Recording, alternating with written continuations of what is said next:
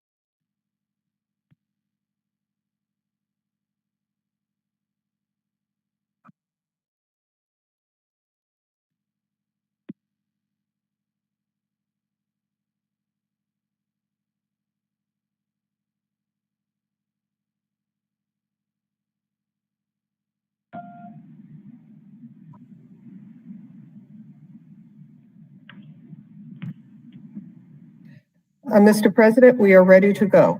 Okay. Live. Very good. Meeting of the Essex County Board of Chosen Freeholders is hereby called to order. Due to the COVID-19 outbreak and to be in compliance with the governor's executive order, this meeting is being conducted remotely. The public is able to view this meeting via live stream on YouTube. A link is posted on the Freeholder website. To all participating in the meeting, please be mindful to put your microphone on mute until speaking. Additionally, please identify yourself by putting your name on the record each time before you speak. The general public will be able to participate by means of communication equipment. Madam Clerk, please call the roll. Okay. Freeholder Cooper, absent. Freeholder Graham, absent. Freeholder Johnson. Here. Here. Freeholder Luciano.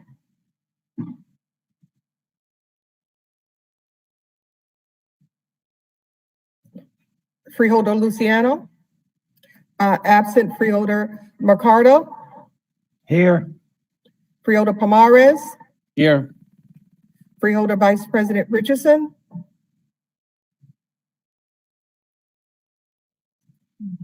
Freeholder Vice President Richardson. Here. Freeholder Siebel. Here. Freeholder President Gill. Here. Mr. President, before you begin, just a note, Freeholder Graham had to take her mother to the hospital, so she may not be joining us at all tonight. Thank you. Could you hear me? Yep. Thank you. Thank you. Okay, we'll admit the salute to the flag since we're conducting the meeting remotely.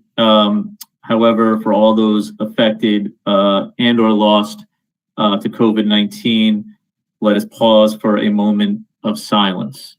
We have lost 2,000 as of today, 2,069 souls. It's almost unbelievable to think since March 13th.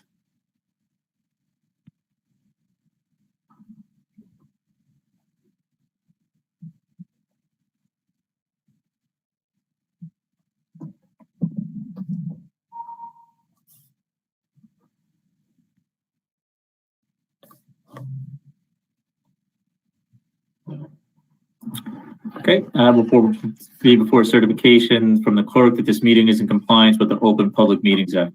Madam Clerk, are there any transcripts to be approved? Mr. President, there are two. October conference board meetings, October the 7th, 2020 and October the 21st, 2020. Okay, freeholders, do you have any questions or comments? Okay, freeholders, I have a motion from Freeholder Cooper and a second from Freeholder Johnson to approve the transcripts. Roll call, Madam Clerk. Mr. President, Freeholder Cooper is currently not here. Can we have someone else to move? I'll do it, Madam Clerk. Moved by Freeholder Pomares. Freeholder Cooper, absent. Freeholder Graham, absent. Freeholder Johnson. Yes. Freeholder Luciano. Absent, Freeholder Mercado, Yes. Freeholder Pomares, Yes. Freeholder Vice President Richardson, Yes. Freeholder Sebo, Yes. Freeholder President Gill, Yes. so moved. Okay, Madam Clerk, let's move to new topics of discussion. Are there any topics of discussion? Um, yes, Mr. President. We have, Mr. President, we have an overview from the administration on the vaccination program. Great, thank you. There's a little box with three things, you click it. Ready, Mr. President? Yeah, we're ready. We're ready. Thank you. As you know, the County of Essex, with the support of the board, is moving aggressively to establish. We're doing the PowerPoints now, right? Yeah, to establish a vaccination program for our county residents. And this afternoon, we have Under Sheriff Figliolo, Captain Esposito, and our health officer, Maya Lordo, who I believe is calling in to make a brief presentation. I know some of the board members attended the press conferences, have seen it, some of the things that are going on, but to give everyone an overview of that vaccination distribution program, we'll start off with, I believe, Under Sheriff, you want to start us off and then we'll go to the captain? Sure. Good afternoon, Freeholder President, Freeholder Vice President, Freeholders. Thank you for having us on today. I am on with Captain Esposito. We're going to be going over the vaccination program. I will give you a brief oversight, and then Captain Esposito will show you the presentation so you could have a visual idea how this is going to work. So the way we handled this vaccination program, we broke down the county into 5 zones. The reason for it is because the health officers, there's 12 health officers in the county, and most of them are responsible for 2 to 3 towns. Some only have 1 town they're responsible for. So we try to keep all the towns that health officer is responsible for in one zone, so they don't have to jump around, because there's a lot of data and information that they need to take in. So we try to keep them all in one location, so they have an easier time to do that. The 5 zones that we broke the county into is 1, and this is not in any specific order. Site number 1 is Kmart in West Orange. Just a quick note on that. So we were able to secure 2 major locations, 2 big stores that have gone out of business, and they are very large. So we consider those to be our mega sites that we're referring to. So going back to the sites, Kmart West Orange is location number 1, and that the towns located in that store are going to be West Orange, Essex Fells, who share the same health officer, Cedar Grove, Montclair, Nutley, and Verona, who share the same health officer, and then Newark. Newark is allowed to use any of our locations since they have a very large population. One site would probably not be suffice, so the county executive has designated Newark to use all 5 sites. The second location is Essex County College. That site is going to host East Orange, Irvington, and Newark. They are all independent health officers, so each one will be taking care of their own towns at that location. The next site is West Caldwell Tech in West Caldwell, and those towns will be West Caldwell, North Caldwell, and Fairfield. Those are all the same health officer. The next towns are Bloomfield, Glen Ridge, and Caldwell. They are the same health officer. And then Roseland is an independent, is a single health officer, and Newark. The 4th site will be the Livingston Mall Sears. And in that location, Livingston and Milburn, who share the same health officer, Maplewood and South Orange, who are independent, then Belleville and Orange, who share the same health officer, and of course, Newark. And now we have added a fifth site, which is the Donald Payne Vocational School in Newark. And that location will also accommodate East Orange, Irvington, and Newark. So that is the breakdown of the towns. Now I'm going to turn it over to Captain Esposito so he can give you the breakdown by population and health officers. Captain Esposito? Thank you very much. So if you will allow me to share my screen, I know the host has to allow that. Right, everybody can see the document on the screen? Yes. Yes. Okay. So the first, one second, I just have to resize this here. The first view here is a map of the county, just showing a basic overview of the layout of sites that we have. So as the undersheriff mentioned, the sites are spread out throughout the county and they are assigned to a geographical area based on the responsibility of the local health officers. Since the health officers, as he stated, in most towns do share services with another municipality, there are some cases where the site isn't adjacent to the town that the health officer serves, but we did do our best to group them. So as far as Newark, there will be 2 sites within the city of Newark. Both of those sites will serve the residents of the city of Newark, Irvington, and East Orange. You see the other site, Sears and Livingston, that he'd mentioned. Those towns are in and around that area with the exception of Belleville, and that's because Belleville has a joint agreement with Orange. And then you see the Kmart site listed on the map as number 4. So those are the municipalities represented there, as the undersheriff said. And then finally, site number 3, the number 3 on the map there, that is the West Essex VOTEC, serving those municipalities. Again, Glenridge and Bloomfield is combined into that site because of the shared services agreement with the local health officer. So just a quick population overview and assignment of the health officers. So we also tried to spread this out and keep in mind the health officers with respect to the population that they serve to make sure that the burden was spread out across them equally. So the first chart here represents the health officers and the total population they serve. As you see, when we get down to Group G, that's where we have 1 health officer serving more than 1 municipality, and the total population that one particular health officer serves is indicated on the right-hand side. Total approximately 800,000 residents, the total county population. The second chart that we have here is just the same information displayed alphabetically. And then going down to the actual site-specific information. So this is we're calling this location 1, again, not in any specific order. This just corresponds with the numbers on the map for the presentation. This particular site is for the Essex County College, serving Newark, Irvington, and East Orange, a total population of 189,000 residents. And in this particular site, we're going to have 24 individual vaccination stations.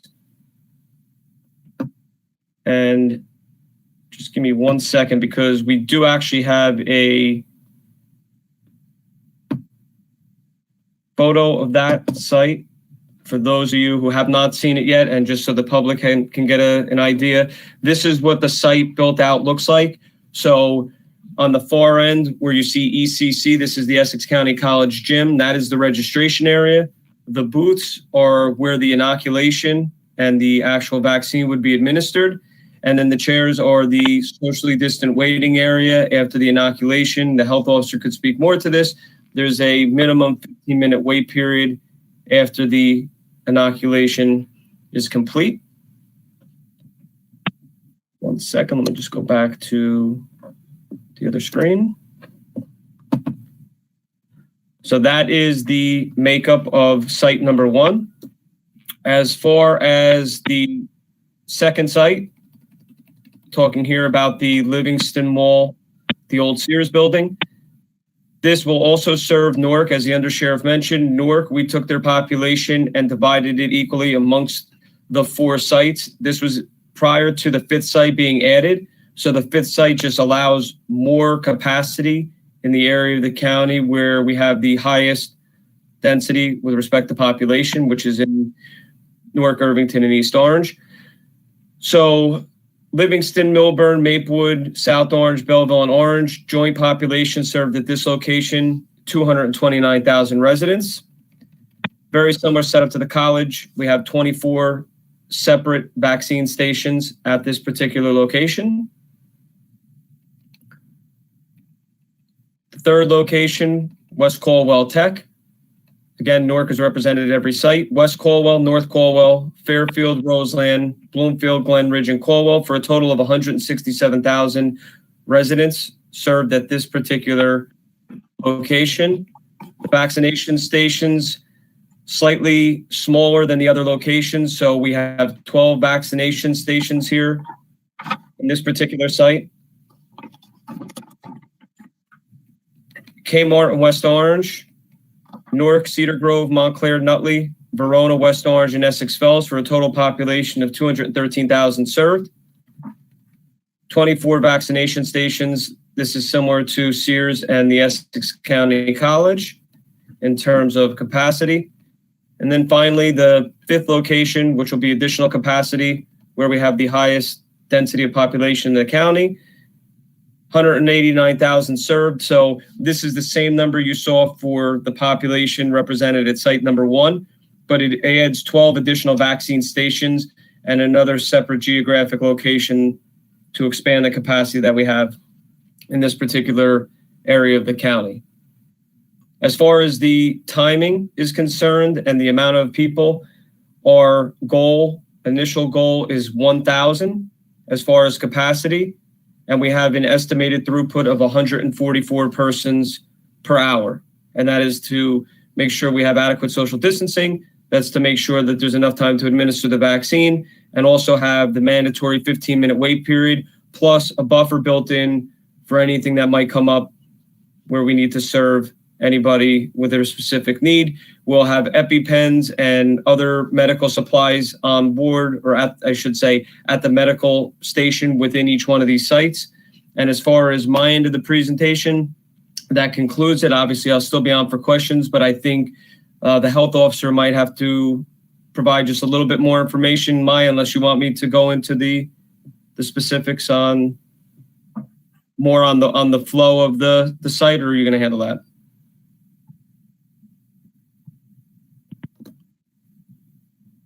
Eddie, why don't you explain that part? I don't think they're on.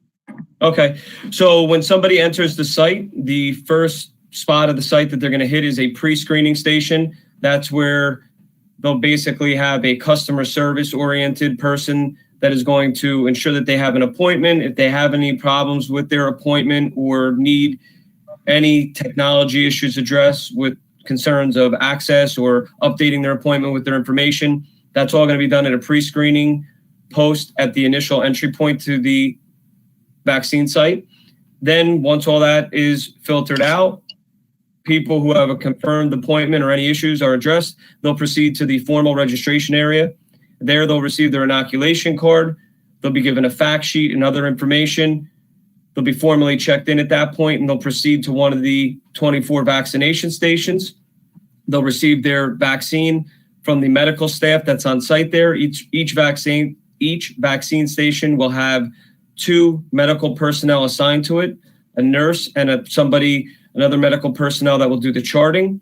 After they receive the inoculation, they're going to go to a data entry point where they will turn over their paperwork so that everything can be uploaded into the state system that's required by the Department of Health and the CDC to track all the vaccines that are given, and to also follow the workflow for the second dose 28 days later in the case of Moderna and 21 days later in the case of Pfizer. And then they proceed to the 15-minute waiting area. Again, we have a separate medical station. We will have medical staff, EMT, and a private ambulance to handle any issues that may come up in that waiting area.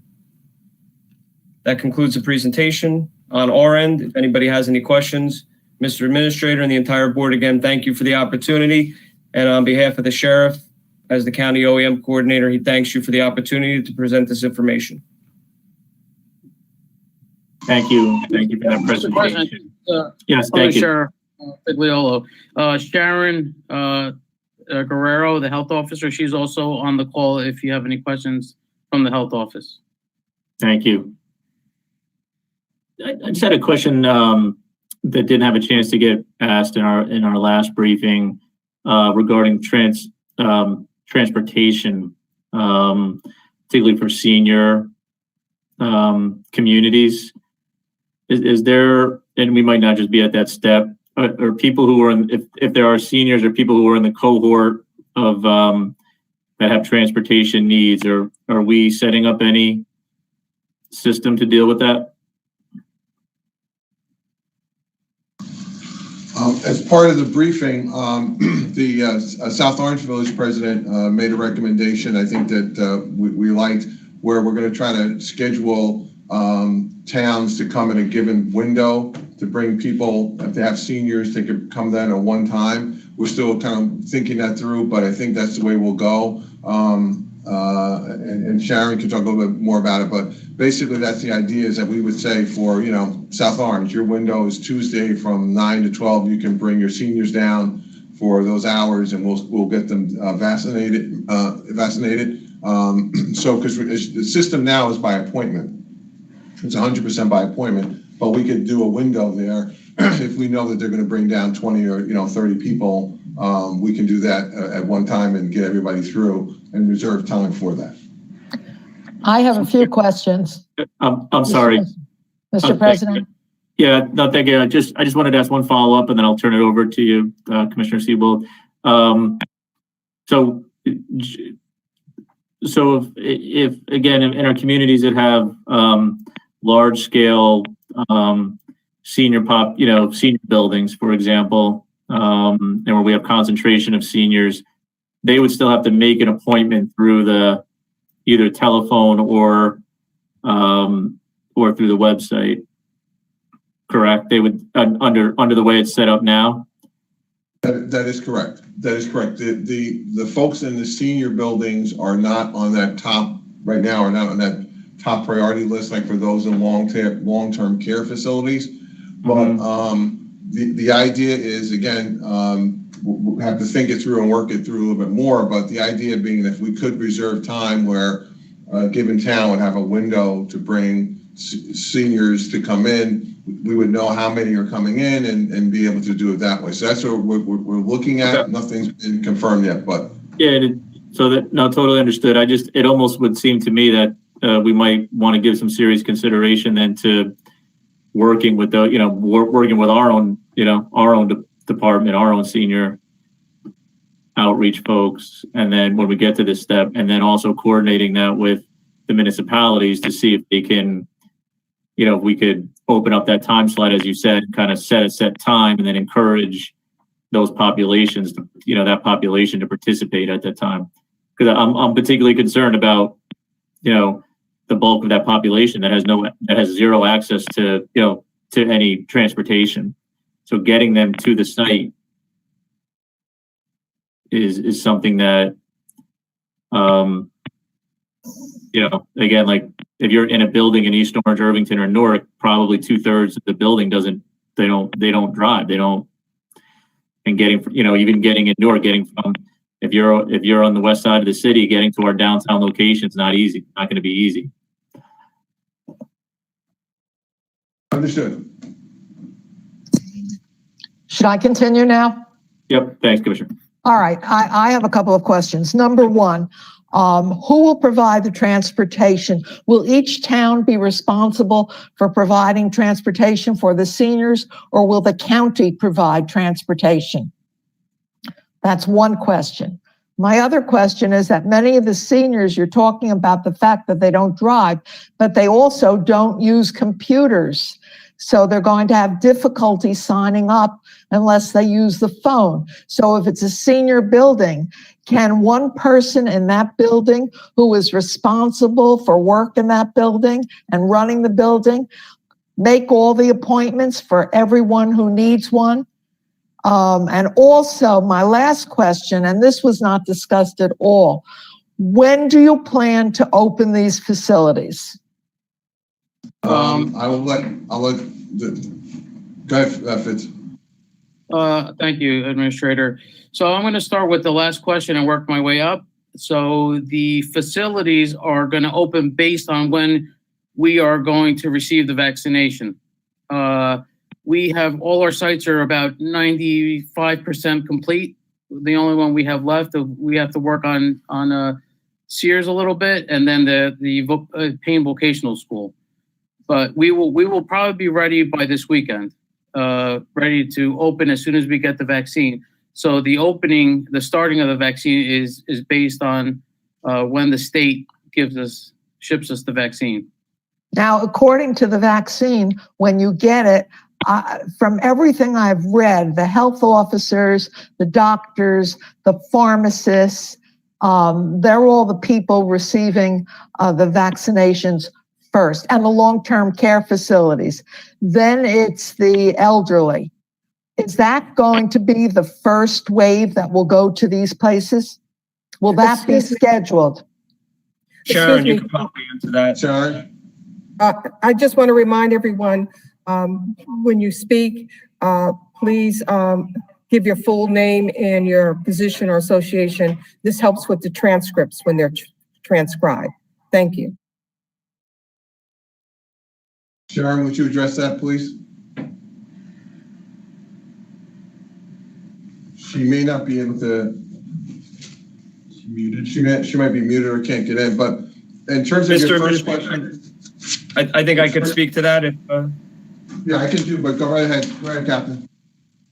So you're correct. It does go to healthcare workers first. So they have 1A, phase 1A and 1B. 1B does include a more at-risk population, which also includes the elderly, first responders, things of that nature. But there's going to be an overlap between 1A and 1B, where there's going to be healthcare workers still being vaccinated at the same time as first responders and high-risk individuals. It also includes support personnel, essential personnel fall into that category as well as it expands out, as the need expands out.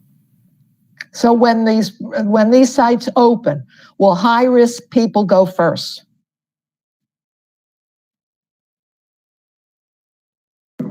No, it would be the medical, as Captain said, the medical folks, as well as people who are, for example, working at the vaccination site. They would like to have those folks vaccinated first. But no, high risk or not in that first tranche of folks. I understand that, and they're doing healthcare workers right now. But when these sites open, will high risk people be at the head of the line of those who will be receiving vaccinations? I'm sorry, Captain Esposito. That's going to depend on what part of the phase we're at, and we have to take the direction from the State Department of Health and the CDC on that. If there's still a need to vaccinate healthcare workers, that's going to be where we start. And like the undersheriff had mentioned, the timing of when we receive the vaccine is also going to play into that. So to answer that right now and say, yeah, we're going to start with that segment of the population, if that's an unknown, that's a variable. What about my other question dealing with the transportation? Will it be the town or the county who's responsible? And for the senior buildings, will one person be able to take care of it because people may not have internet, et cetera? The transportation program for the seniors, as I said, is still a work in progress. So I would imagine it might be both at some point, providing that transportation, but that's still a work in progress. In terms of people getting, you can also register by phone. So you do not have to be computer savvy to register. You can register by phone. And they can't have one person in the building take care of it for everybody? That would be more of, I think, a building kind of a decision, but individuals can call up individually and make a reservation. It does not require computer to make a reservation. I understand that, but there might be buildings where there needs to be one person who's handling it. that would be up to the building management and the individuals in that building to make that kind of a decision. Well, they ought to know about it. Mr. Administrator, if I may add one thing to that. Yes, sir. Captain Esposito. So just to also fill you in, there are current discussions, and I think Sharon's having difficulty, like the undersheriff said, getting in to speak. There are discussions ongoing between the county health department and the local health departments, where that is a role that the local health departments are going to set up micro clinics within those high-risk, at-need populations within the municipalities where there are transportation issues. That was discussed on a call earlier today, and that has been discussed several times. There's just a lot of moving parts to it. Okay, thank you. That helps answer the question. Thank you. Hi, good afternoon. I'm sorry if you could hear me now. Sharon Guerrero on the line. Yes, we can, Sharon. Hello? Okay, We can hear you, I apologize. I was having technical difficulties. If you need me to chime in, I'm here.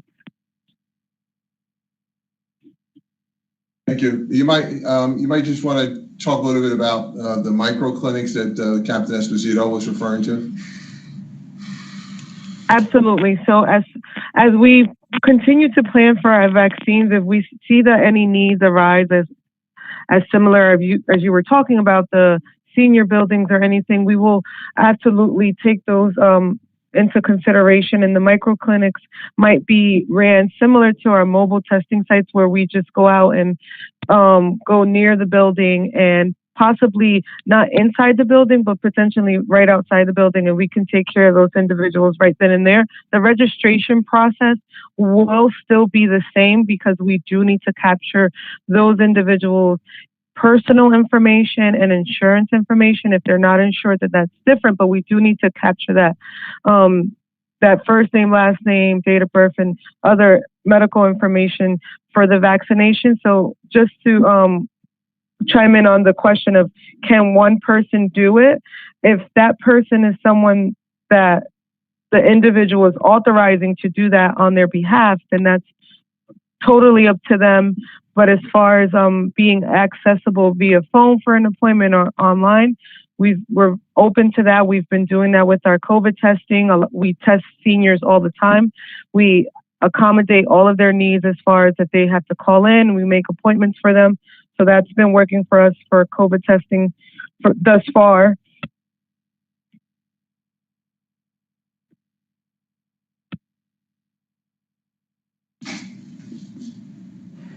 Any other questions?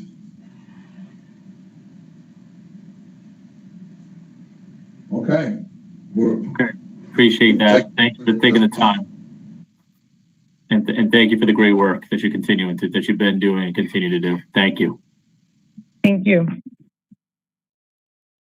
Thank you, guys. Appreciate it. Commissioners, any additional questions? Again, thank you. Thank you for taking the time to make the presentation today. And, we'll be back in touch, and we're here to support any way we can to help make this process go smoothly as it can. Mr. President, this is Under Sheriff Fitzfigliolo. I just want to take this opportunity to thank you and all the commissioners for your continuing support. As you know, we've been working very hard at this, but also we can't forget how much testing we've done since March 26th.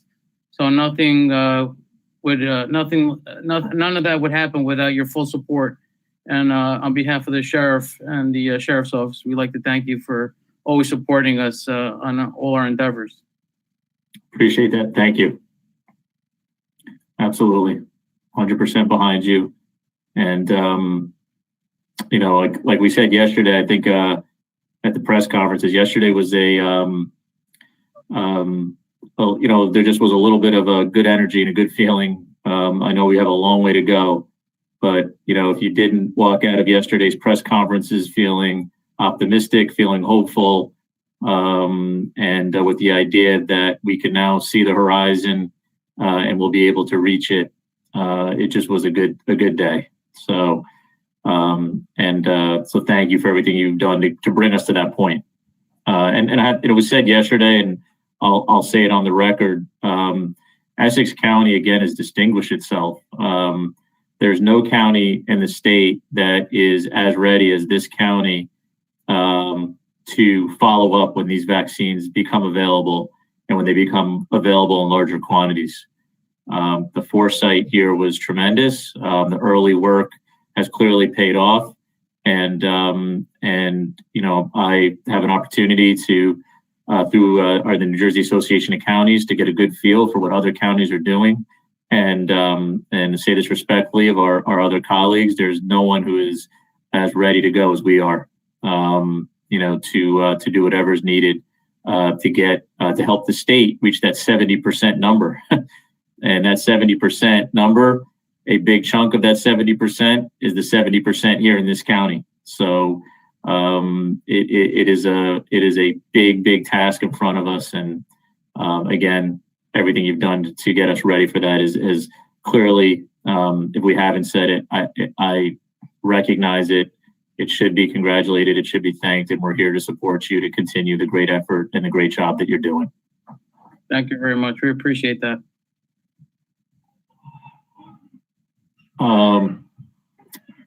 With that, Madam Clerk, are there any other topics of discussion?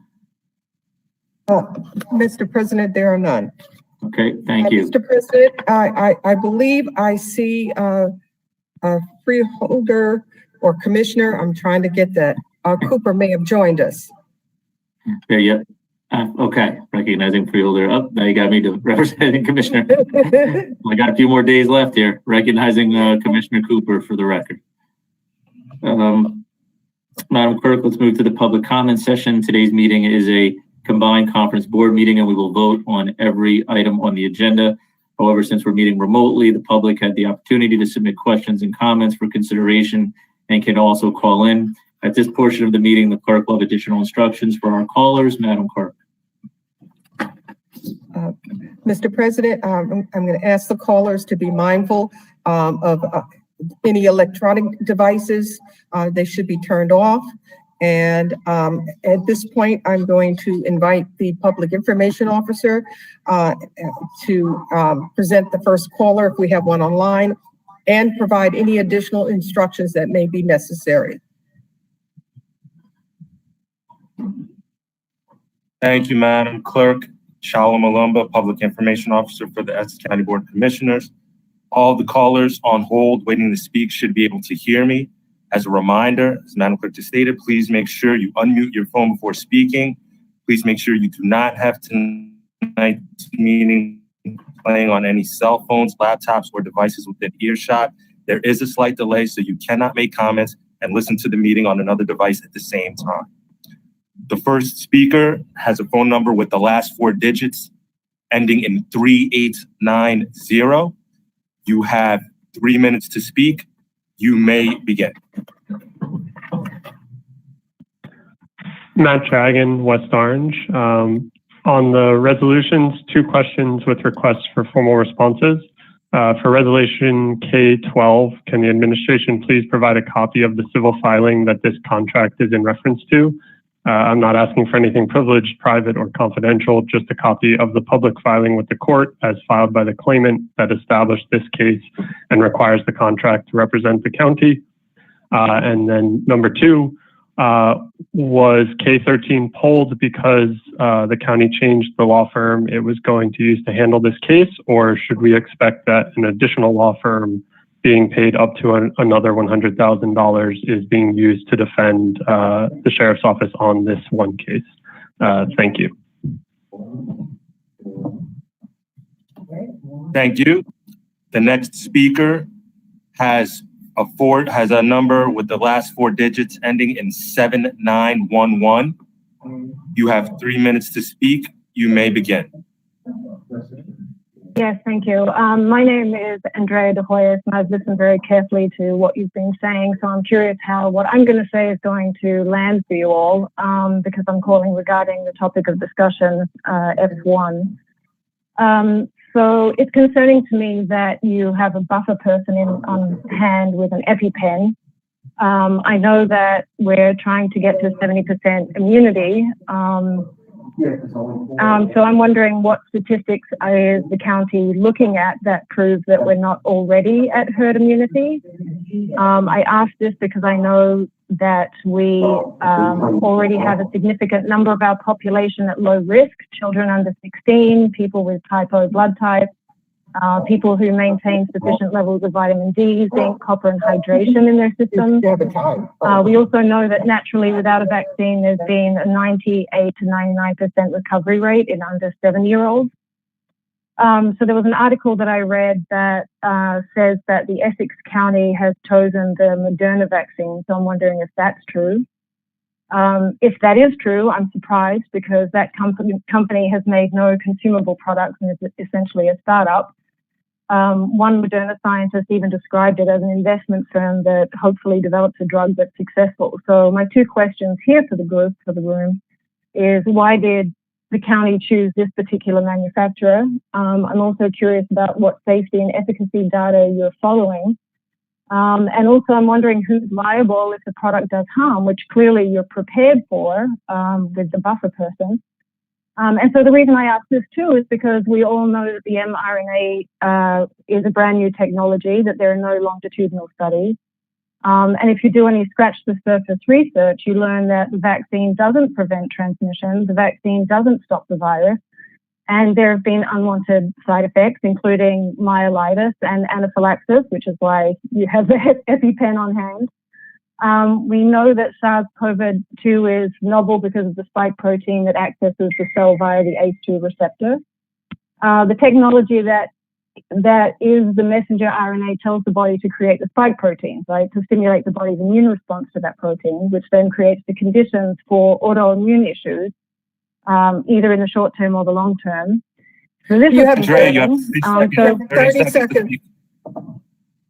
So He's doing. finally, I just want to let you know that the reason why this vaccine came through on emergency authorization was under the pretense that there is no other treatment protocols available, but that's not true. There are actually many treatment protocols available, and so why isn't the county looking at those? And I know I'm running out of time, so I'll leave it at that. Thank you so much for your time. Thank you. Charlo, The just next hang on a caller. second. Charlo, would you hang Sure. on a minute? I would just ask that if, I want to make sure we have enough freeholders present. We need 5. Just keep your cameras on, or if you're going off camera, just please alert so we can make sure. It's important that we have 5 freeholders on it at all times. Thanks.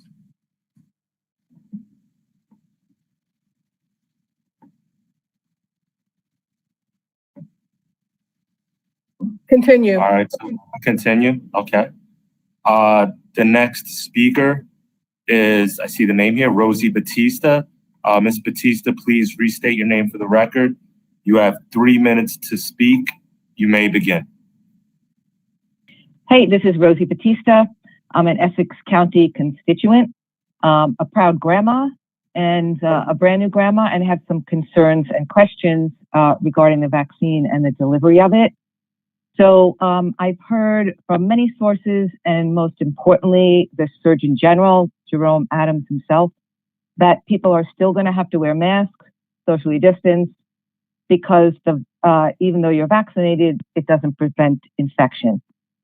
So my question to you all, please, is what reassurances can you give me that we can continue to make our own informed personal decisions, and that this is not going to be a mandated vaccine, especially because this mRNA vaccine is completely new, never used on humans before, and also that some of the warnings, concerns, and cautions about it is that it can affect women who are wanting to get pregnant in the future.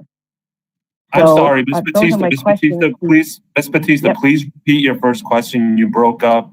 It was inaudible. Sure. Your first.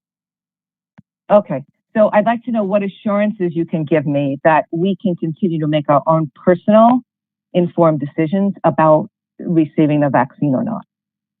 And also, if we choose not to have the vaccine, can we still retain our freedom to function in the society, walking into stores, buildings. Thanks.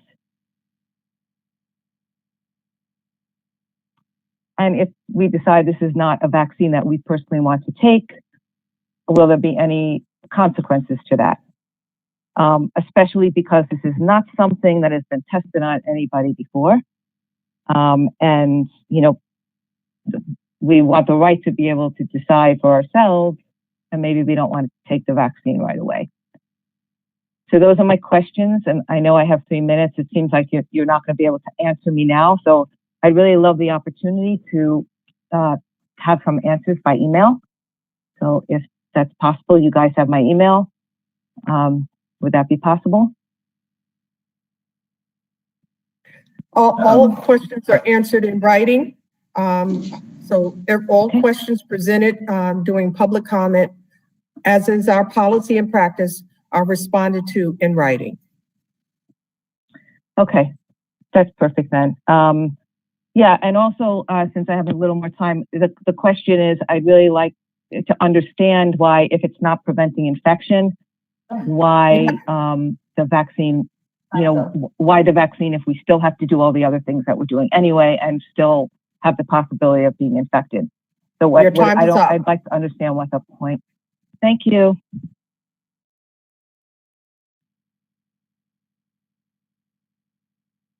Thank you. Madam Clerk, that concludes the speakers waiting to speak on agenda items. Thank you. Mr. President, I have a few public comments sent in via email. For agenda items, there are 2 comments. The first one was submitted by Jeffrey Fell, Esquire of Short Hills, regarding ordinance 2020-00016. Dear Essex County Board of Chosen Freeholders, I respectfully request that this letter and exhibits be included in the December 16th, 2020 official virtual meeting public record. I respectfully request confirmation of receipt and distribution of this letter and exhibits to all freeholders prior to the virtual meeting. This letter incorporates and supplements all my earlier letters to the freeholders, including my July 8th, 2020, my August 3rd, 2020, my September 9th, 2020, October 19th, 2020, and November 6th, 2020 letters. On Monday, December the 7th, 2020, approximately 2:52 p.m., I received the attached written response from the board president that failed to respond to my November 6, 2020 questions, number 5-17. On Friday, December the 11th, 2020, at approximately 3:52 p.m., I received the attached written response bearing the affixed signature of the board's president to my outstanding November 6, 2020 questions, number 5-17. Some of the latter responses are disingenuous and patently false and therefore must be investigated. I respectfully request that the following new agenda and non-agenda items questions be read into the virtual public record at the appropriate times and subject to 2 separate 3-minute limitations. 1, is it politically and economically prudent for fiduciaries of public trust to grant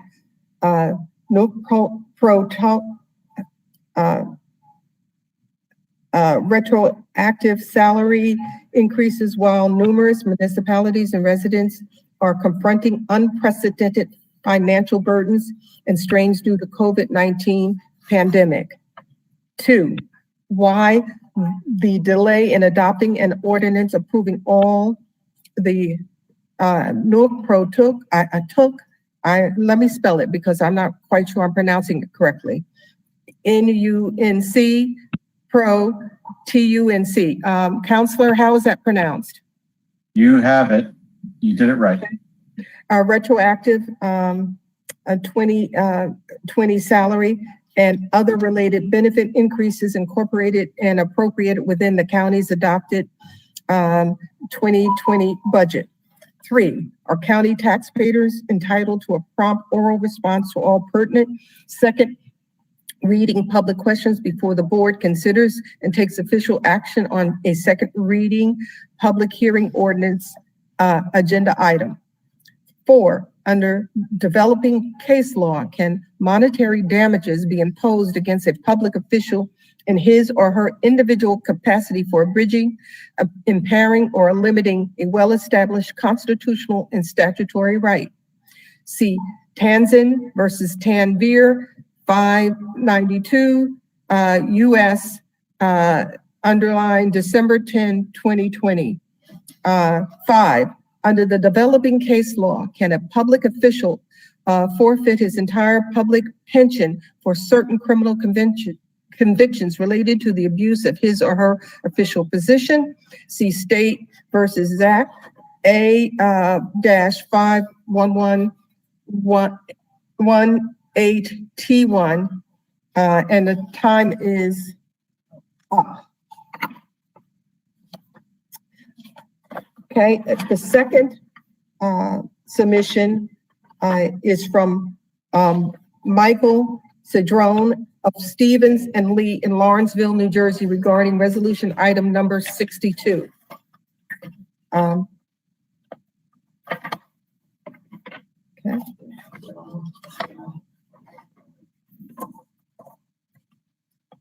Dear Honorable Board of Chosen Freeholders, this firm is counsel to WellPath LLC, which submitted a proposal in response to bid request to provide healthcare services for inmates, detainees at the Essex County Correctional Facility for the Essex County Department of Corrections.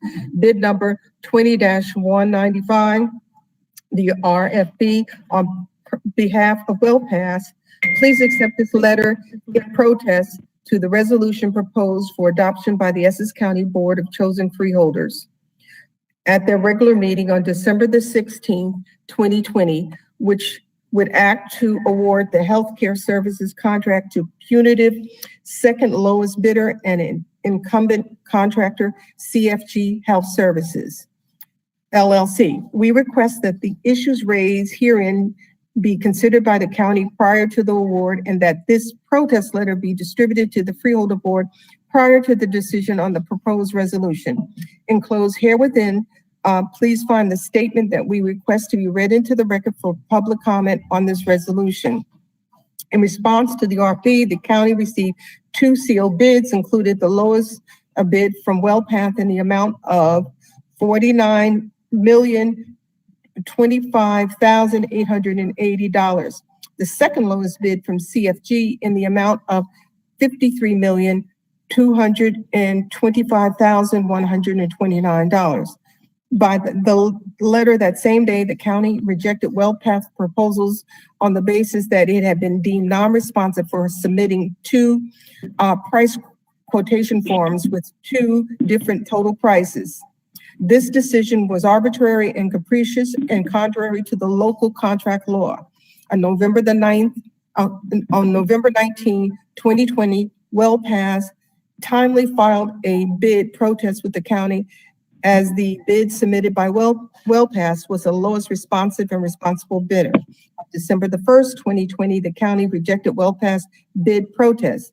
Thereafter, on December the 14th, 2020, a telephonic hearing was held before the county administrator, Robert D. Jackson. On December the 15th, 2020, the county administrator issued a final decision denying WellPath's bid protest. The RFP specifically states that the contract shall be awarded to the lowest responsible bidders meeting specifications. Time is up, and the balance of the letter, the whole document, will be entered in to the records. Mr. President, that concludes public comment regarding agenda items.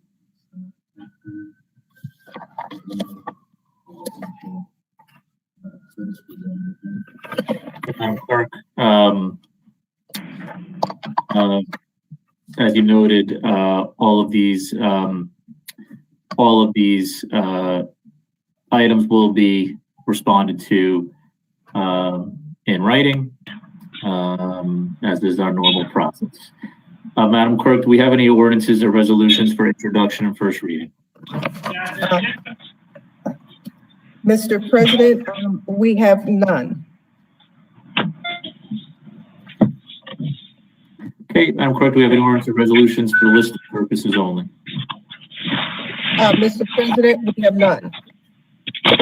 Okay, Madam Clerk, do we have any ordinances or resolutions on second reading and public hearing this afternoon? Yes, Mr. President, we have two.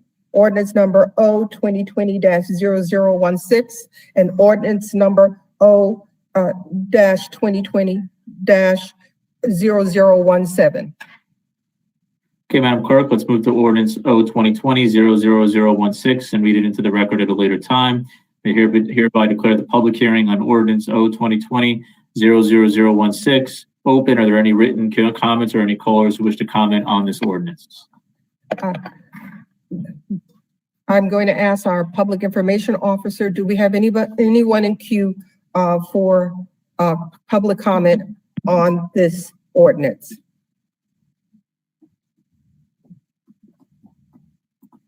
Thank you, Madam Clerk. We do have a speaker.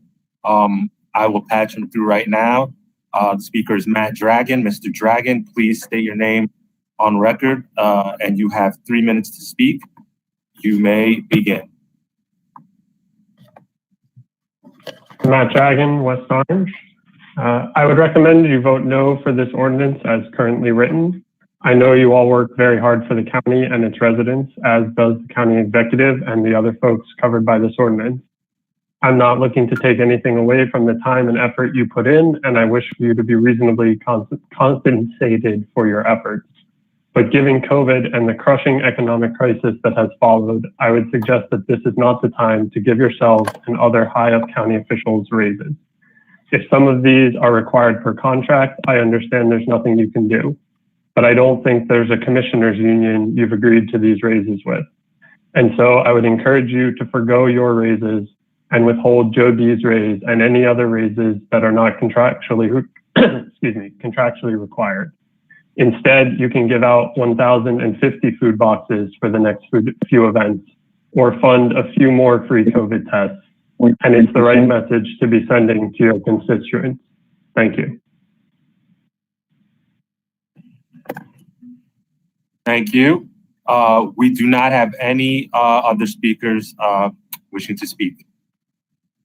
Mr. McInerney, do you have any questions or comments? No questions. Mr. Parlavecchio, do you have any questions or comments? No comments. Freeholders, do you have any questions or comments?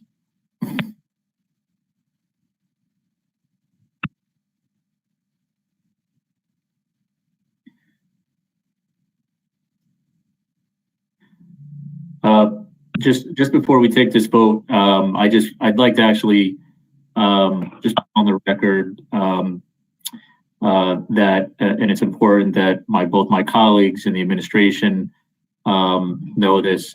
I will be voting no on this ordinance. It is no reflection of the job that my colleagues do or the administration or our county executive.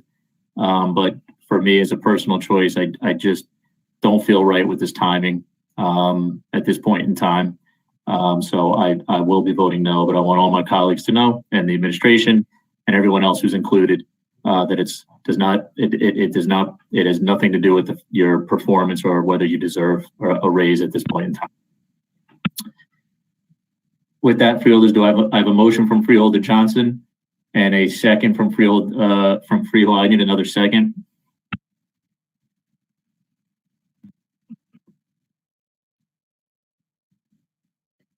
I'll second. Freeholder Mercado? Yes. Thank you. Do I have the same mover and second to approve the ordinance? Yes.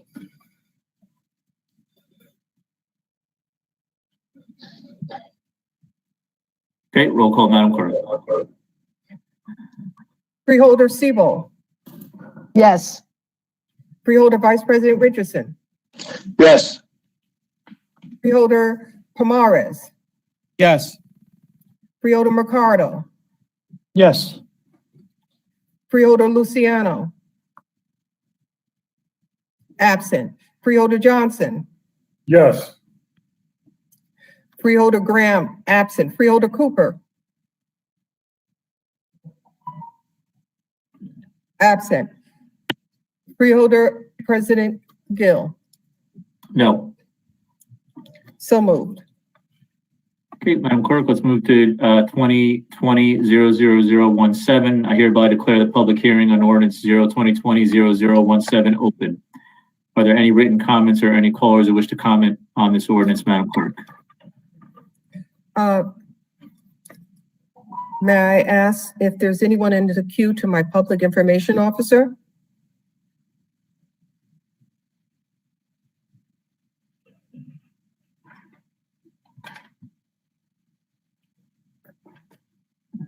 Mr. Malumba? Do we have anyone in our queue?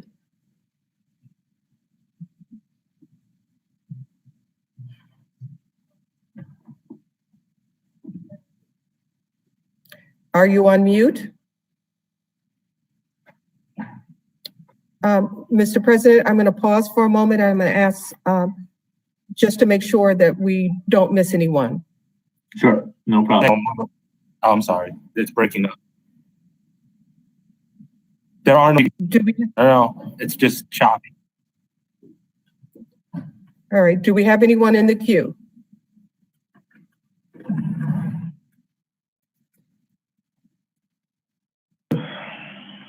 No, we do All right. not. Thank you. Mr. President, there is no one available. No, we do not. There's no one in the queue. Thank you.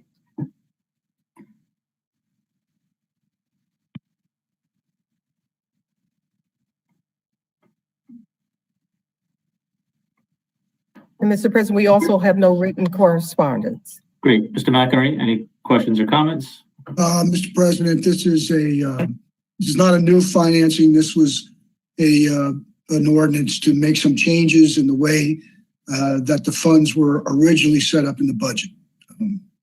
Other than that, I have no problem with this. Okay, Mr. Pralovecchio? No questions. Freeholders, questions or comments?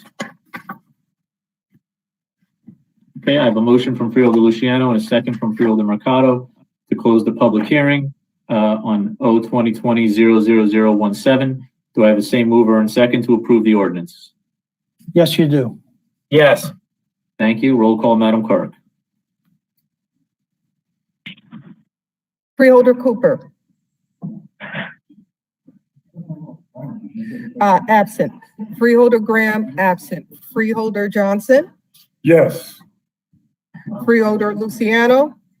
Yes. Absent. Okay. Freeholder Luciano. Yes.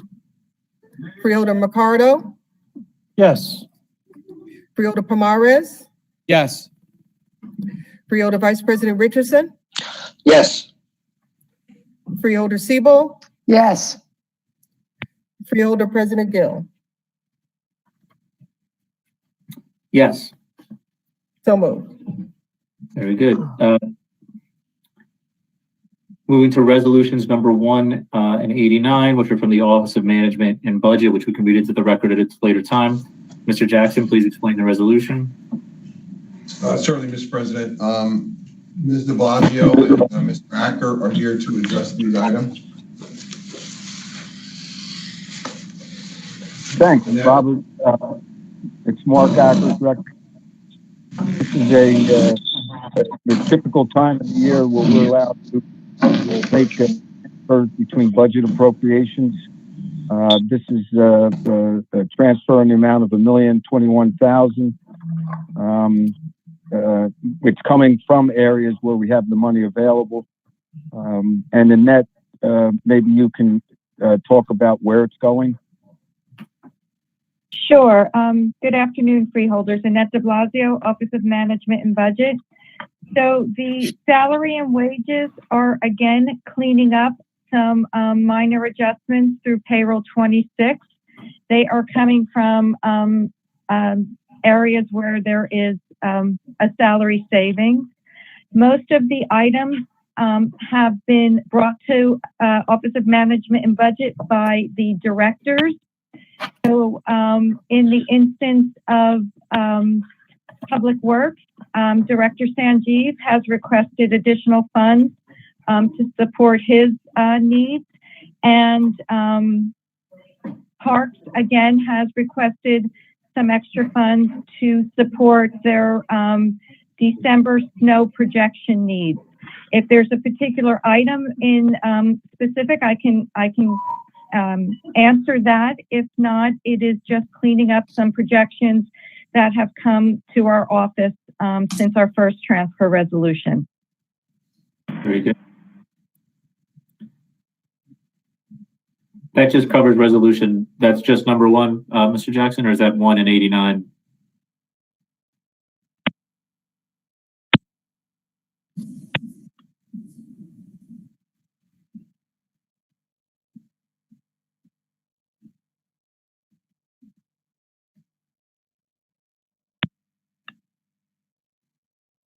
Just before I go through, is that 1 and 89 together or just one?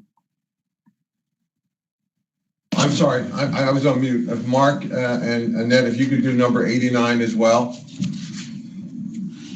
which is the cancellation. Oh, okay. Again, it's Mark Ash, Director of Finance.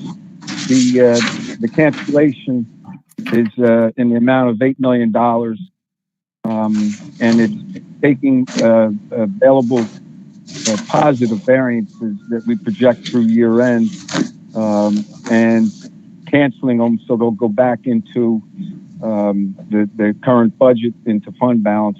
And it's necessary as we try to manage our position where we'll be at the end of the year relative to fund balance.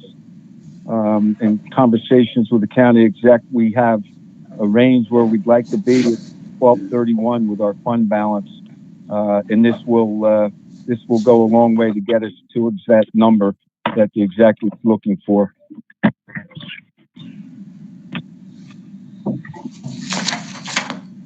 Okay, Mr.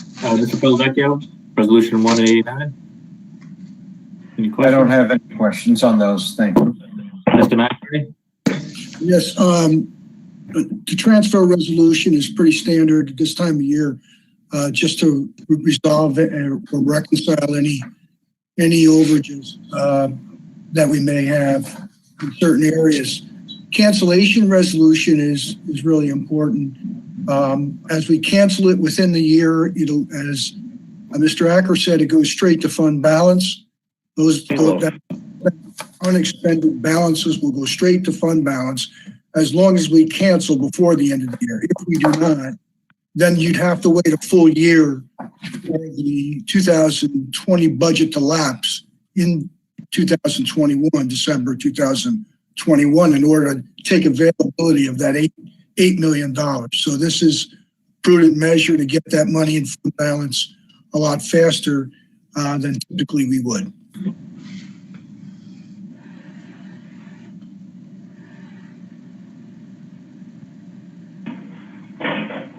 Okay. Freeholders, do you have any questions or comments?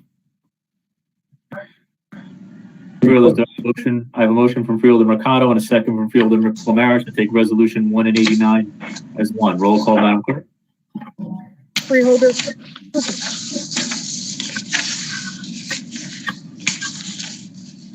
Freeholder Cooper. Absent. Freeholder Graham, absent. Freeholder Johnson. Yes. Freeholder Luciano. Yes. Freeholder Mercado. Yes.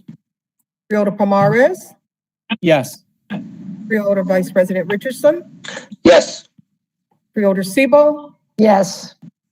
Freeholder President Gill. Yes. So moved. Okay, Madam Clerk, we'll move to resolution number 2. That number 2 has been withdrawn. Moving to resolution number 3. If we can move to the record at a later time, Mr. Jackson.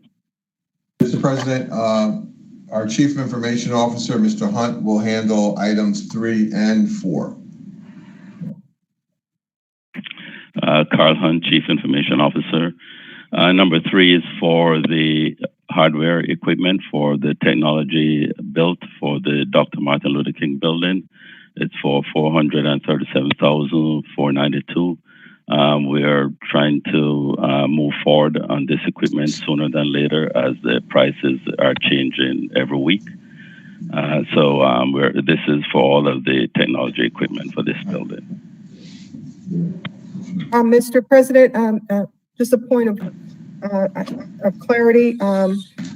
Resolution, you asked only for resolution 3, and there's a reason for that because resolution 90 must be passed before resolution 4. All right. Just a point of information. Okay, thank you. So do you want me to do 90 now? No, actually, I'm going to have Mr. Coltre do number 90, which is the list of qualified vendors, and then Carl, you'll come back for number 4. 4, okay. We should take number 3 first, though, Madam Clerk. And Mr. Jackson, I think.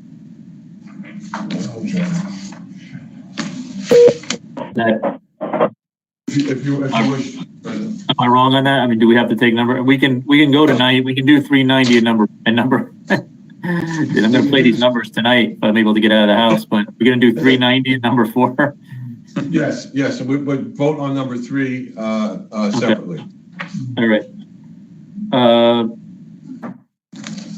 Okay, so let's take let's just continue with number 3. So Mr. Parlavecchio, questions on number 3? No questions on that one. Mr. McInerney, any questions No on number questions. 3? Okay, Freeholders, any questions on number 3? Okay, hearing or seeing none, I have a motion from Freeholder Pomaris and a second from Vice President Richardson. Roll call, Madam Clerk. Freeholder Seabold, Yes. Freeholder Vice President Richardson,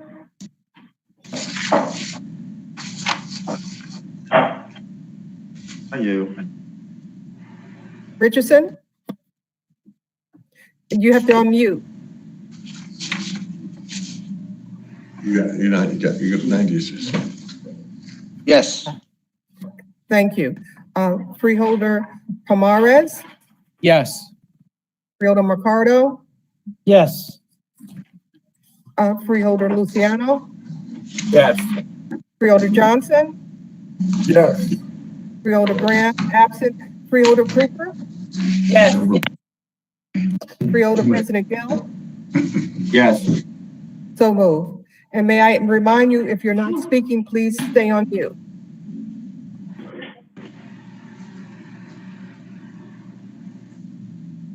Mr. Coltre? Moving to resolution number 90. Thank you. Can you see me? I can hear you. Okay. Good afternoon, Commissioners. Julius Coltree, Deputy Administrator and Purchasing Agent. In the last few weeks, we have gone out for a list of qualified vendors for accounting and software conversion services for our office.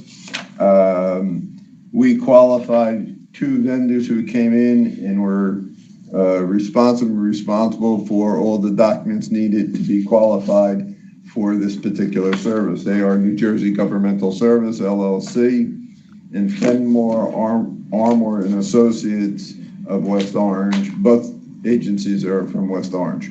We're asking that both these vendors be qualified for the service, and in a later resolution, you will see that the administration has chosen one of them.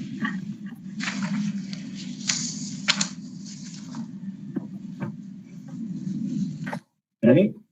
Mr. Parlavecchio. I don't have any questions.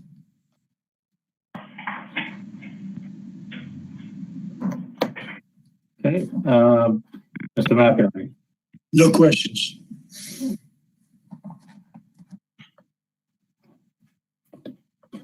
Okay, so we're going to take 90 then, Mr. Parlavecchio, before I get through, we're taking 90 separate? Or are we going to take 90 and number 4 together? we can take 90 and 4 together, or do we need to do number 90 as a standalone? 90 and 4. I mean, but the reason I'm asking is because I've been given this message that 90 must be passed before 4, but. Okay, then we need to take 90s as a standalone. Okay. Taking those and reheating them or nuking them? How you gonna? Okay. So number 90, Mr. McInerney? No questions? Okay. Freeholders, any questions on number 90? Okay, seeing or hearing none, I have a motion from Freeholder Vice President Richardson and Freeholder Siebold to take Resolution 90. Roll call, Madam Clerk. Freeholder Cooper. Yes. Freeholder Graham, absent. Freeholder Johnson. Yes. Freeholder Luciano. Yes. Freeholder Mercado. Yes. Freeholder Pomares. Yes. Freeholder Vice President Richardson. Yes. Freeholder Siebold. Yes. Freeholder President Gill. Yes. So moved. Okay, moving to resolution number 4, which we can read into the record at a later time. I think it was already explained. Mr. Parlavecchio, questions? No additional questions. Okay, Mr. McInerney, any additional questions? No questions. Okay. Freeholders, any additional questions? Okay, I'm going to have a motion from Vice President Richardson and a second from Commissioner Siebold for resolution number 90. Roll call, Madam Clerk. Excuse me, number 4. Number 4, yes. Freeholder Siebold. Yes. Freeholder Vice President Richardson. Yes. Freeholder Pomares. Yes. Freeholder Mercado. Yes. Freeholder Luciano. Yes. Freeholder Johnson. Yes. Freeholder Graham, absent. Freeholder Cooper. Yes. Freeholder President Gill. Yes. So moved.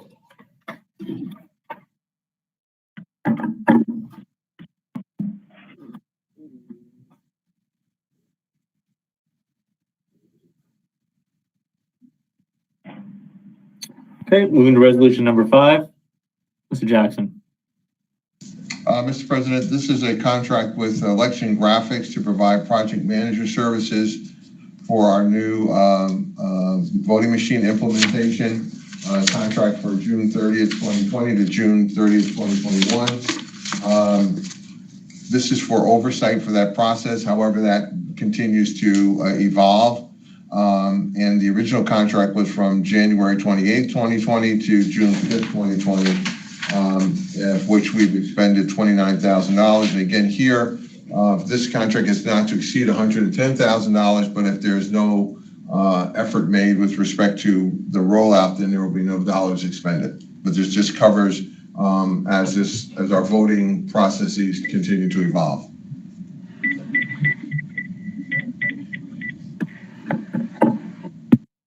Okay. Mr. No questions on this one. McInerney? No questions. Okay. Freeholders, any questions or comments?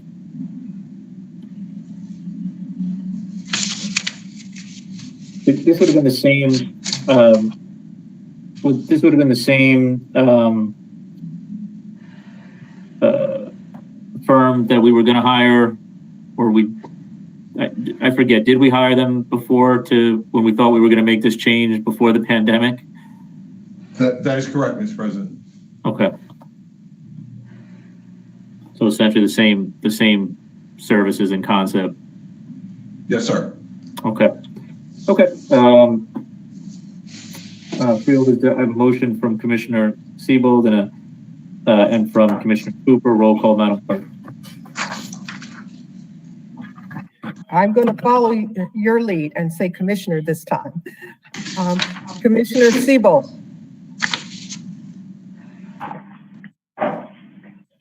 You need Commissioner Siebold, please unmute. I'm sorry, my sound went totally off. That's okay, Commissioner Siebel. We are voting on which number? On 5, Resolution 5. Yes. Commissioner Vice President Richardson. There's something wrong with your sound. There's been something wrong with my sound. I have a yes from Freeholder Vice President Richardson. Freeholder Pomares. Yes. Freeholder Mercado. Yes. Freeholder Luciano. Yes. I gotta switch back. Commissioner Johnson. Yes. Commissioner Graham. She's absent. Commissioner Cooper. Yes.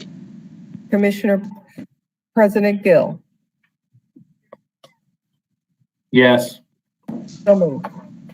And Mr. President, if I can just, for the sake of Freeholder Richardson's vote, I did see him, his video is on, he gave a thumbs up just to make sure that the record is complete. So I did take that as an affirmative vote. And I'm reading his lips now. The sound is still. Yes. If I could interject, Freeholder Vice President Wayne Richardson seems to be having the same trouble I'm having because I'm not doing anything but just sitting here and watching. And all of a sudden, I can't hear anything. And for a while, I lost the picture totally. So I don't know what is happening. So noted. Mr. President, would you like to continue? Sure. Resolutions number 6 through 12. Number 13 has been withdrawn. 6 through 12, which are from the Office of the County Council. You can read them in the record at a later time. Mr. Jackson. Thank you, Mr. President. Council Gassion is going to address these. I must say she's looking way too comfortable with the fireplace in the background. Yeah. No, I didn't get this point, Courtney. Thanks for pointing that out, Robert. I'll be expecting many no votes on my resolutions. So resolution 6 through 12 are from the Office of County Council. Resolution number 6 is an amended memorandum of agreement between the County of Essex and the Public Employee Supervisors Union as it relates to supervisors. This is a MOU that had come before the board back in November. This is just a housekeeping item. There was some language that was inadvertently left out of the MOU. This is just inserting that language back into the MOU between the county and PSU for the Supervisors Union. The period of that MOU is January 2020 through December 31st, 2023. Resolution number 7 is essentially the identical housekeeping item, same contract year, same union, except it is for the administrators of the PSU union. And again, this was an MOU that was previously approved by the board at the 11/9 meeting. Any questions on 6 or 7 before I move on to the remaining resolutions? Through you, Mr. President, a reminder, you need to be a mute. We hear someone's conversation.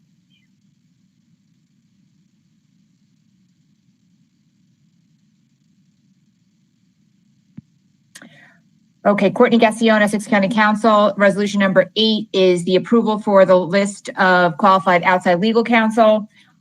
These are attorneys that are licensed to practice law in the state of New Jersey, and they're eligible for selection on cases throughout the calendar year 2021 in the event that the county requires outside legal services. This is the list similar to the ones we bring before you this time every year. We seek RFQs from qualified attorneys in November. We make our selections based on their criteria, and then they become part of our RFQ list. In the event we have the need for outside legal counsel during the following calendar year, this is the list that we will pull those attorneys from. All the attorneys, as I mentioned, are practitioners licensed to practice law in the state of New Jersey. Resolution number 9. This is a request for an approval of the list of qualified licensed court reporters eligible for selection on a case-by-case basis for rendering services to the County of Essex for the calendar year 2021. This was also an RFQ. Similar to the outside counsel list, this will allow the county to have a qualified list of court reporters that we can use during calendar year 2021 for the purposes of depositions and hearings. Resolution number 10 is the request for an approval of list of qualified licensed real estate appraisers to render appraisal services to the county for the calendar year 2021. This was, again, a yearly request that we put out through the publicly advertised RFQ process. Individuals that respond, as if they are rendered qualified, they become part of that list, and we can utilize them for appraisal services on an as-needed basis during the following calendar year. And this is generally when we have the need through when we have real estate transactions that require appraisal services take place. Resolution number 11 is a request for approval for a professional services agreement to provide legal services regarding the matter of the Division of Mental Health Advocacy versus Essex County Hospital Center with the law firm of Inglesino, Webster, Wyscala, and Taylor. The term of the contract is September 1st, 2020 through December 31st, 2020, in an amount not to exceed $10,000. This was a small case that we had asked one of our outside counsel to handle, as they do handle our mental health hearings on a bi-monthly basis at the Essex County Hospital Center. This was a matter that was initiated by the Office of the Public Defender against the Essex County Hospital Center as it related to a discovery issue. And this firm handled that matter for us pursuant to an order to show cause. The matter is now concluded. It was resolved through a settlement between the parties. Finally, resolution number 12 is a professional services agreement to provide legal services regarding the matter of Abdul Ahad et al. Versus Essex County Sheriff's Office. This is a request to utilize outside legal counsel with the law firm of Ranone, Coughlin, and Minicello in an amount not to exceed $100,000 for the term of January 1, 2021 through December 31st, 2021. They will be representing the Essex County Sheriff's Office, who has been named as a defendant in this matter. There, in this same case, there's also several individual sheriff's officers who have been named. We will be coming before the board at a future time for outside legal counsel representing those individual officers. Thank you. I'm happy to take any questions the commission may have.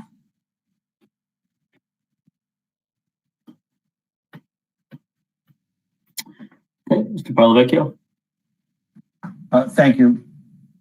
Courtney, just as to 6 and 7, which are housekeeping issues on some memorandum of agreement, are there any other bargaining units that need to be cleaned up similarly to this, or these are just 2 standalone agreements that need to be fixed? So these are the only 2 MOUs that require cleanup as it relates to the addition of this language. There are still 5 outstanding collective bargaining agreements that have not been finalized in negotiations, but these are the only 2 that require the cleanup language be inserted. Thank you.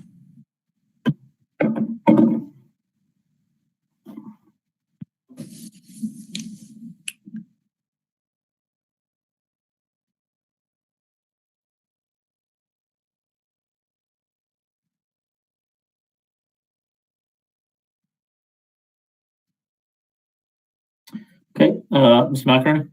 I have no questions on these, Mr. President. Okay, freeholders, questions or comments? Okay, we have a motion from Freeholder Cooper and a second from Freeholder Johnson, taking resolution number 6 through 12 as one. Roll call, Madam Clerk. Freeholder Siebel. Freeholder Siebel. You're muted. You need to unmute. I know I'm muted. Respond, click on. Freeholder Siebel, Yes. Freeholder Vice President Richardson, Yes. Freeholder Pomares, Yes. Freeholder McCarter, Yes. Freeholder Luciano, Yes. Freeholder Johnson, Yes. Freeholder Graham, absent, Freeholder Cooper, Yes. Freeholder President Gill, Yes. so moved.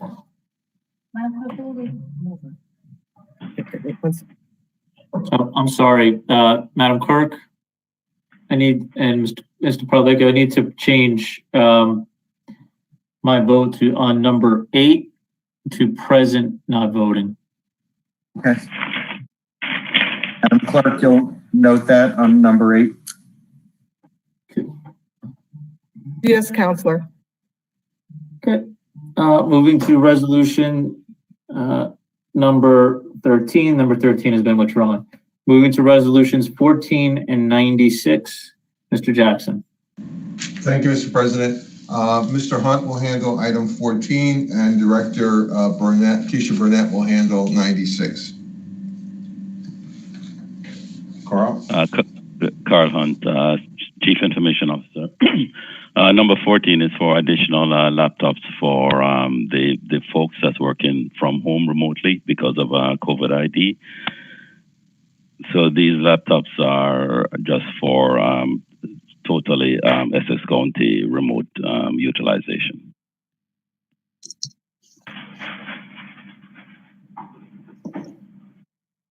Good evening, Commissioners. I'm Keisha Burnett, Acting Division Head of the Division of Family Assistance and Benefits, addressing item number 96, requesting the extension for the Hudson Community Enterprises extension for security for DFAB. Their contract currently would end on December 31st. We need more time to negotiate and reevaluate. So I'm respectfully requesting that this extension be passed.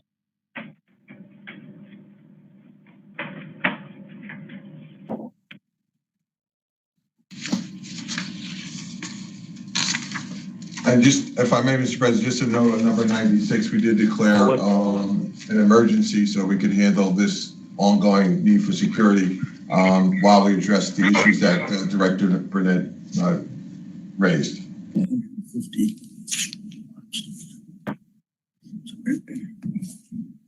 I have a question about number 14. Okay. At the leadership meeting, we were told that the CARES money will take care of that. And it wasn't mentioned. I just wanted to make sure that's what's happening. So, Commissioner Seabold, this is once again Keisha Burnett, Acting Division Head. I have obtained additional COVID money from the Division of Family Assistance and Benefits to cover this cost. Thank you.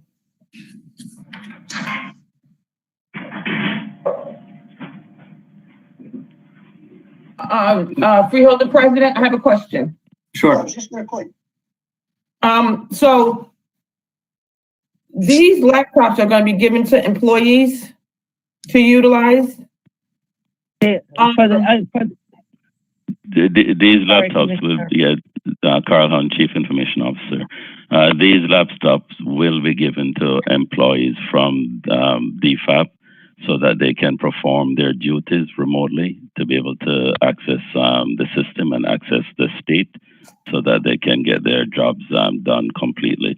These laptops also will have on the Essex County security, therefore preventing any viruses from accepting our network. All right, thank you.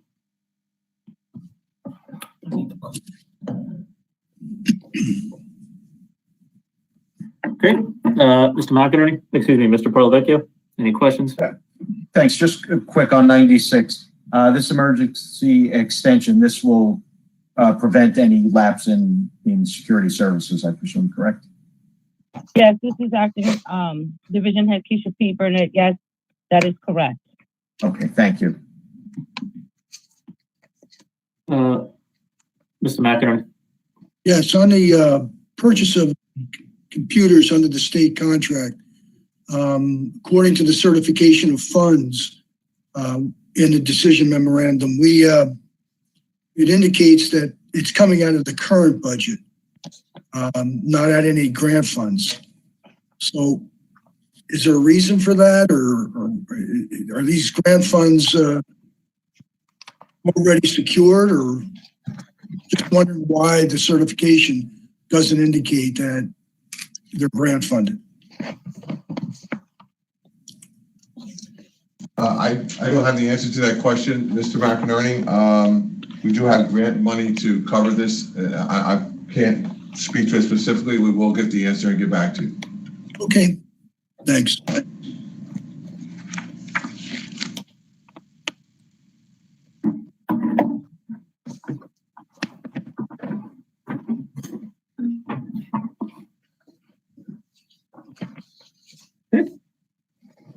Freeholders, additional questions or comments?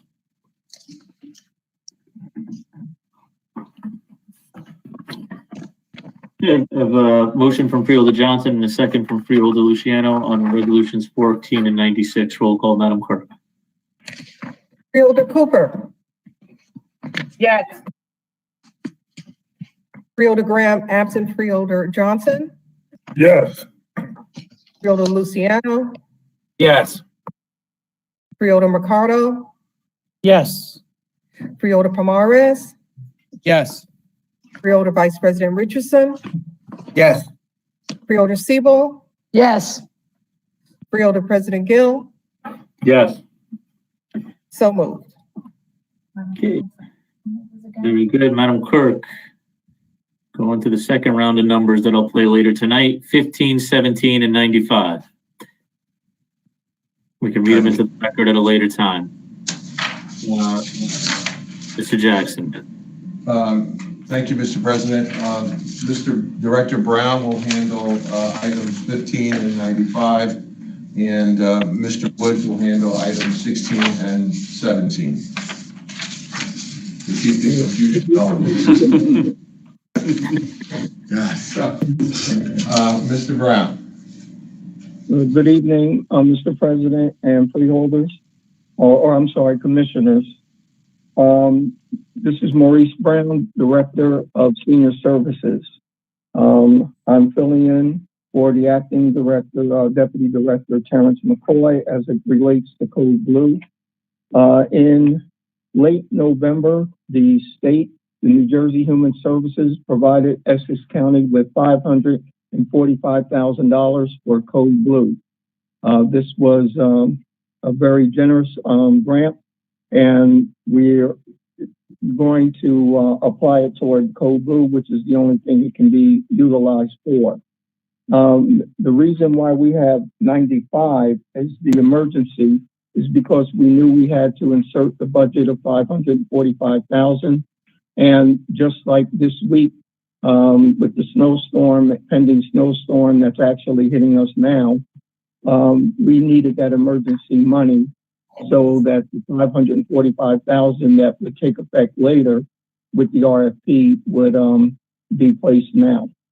So we're asking for the $545,000 to be inserted from the New Jersey Human Services with no match from the county.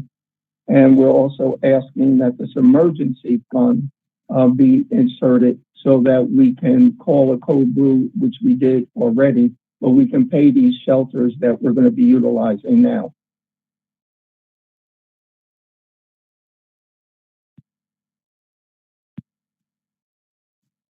Any questions?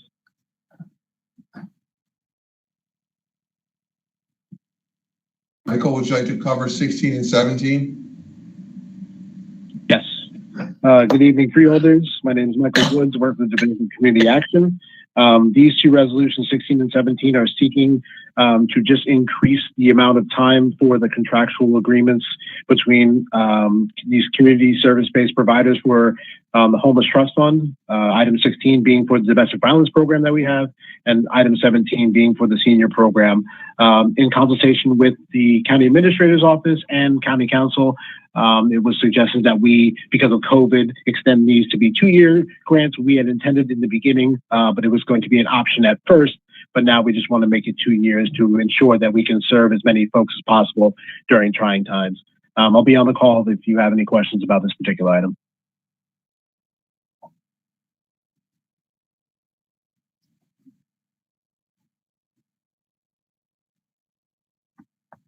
Okay. That included, and we touched on 95, correct? Yes, we did. Okay. Mr. Parlavecchio. I don't have any questions. Mr. McInerney. No questions. Freeholders, any questions or comments? Okay, I have a motion from Freeholder Luciano and a second from Freeholder Mercado, 15, 16, and 17, and number 95 as one. Roll call, Madam Clerk. Commissioner Siebel, Yes. Commissioner Vice President Richardson,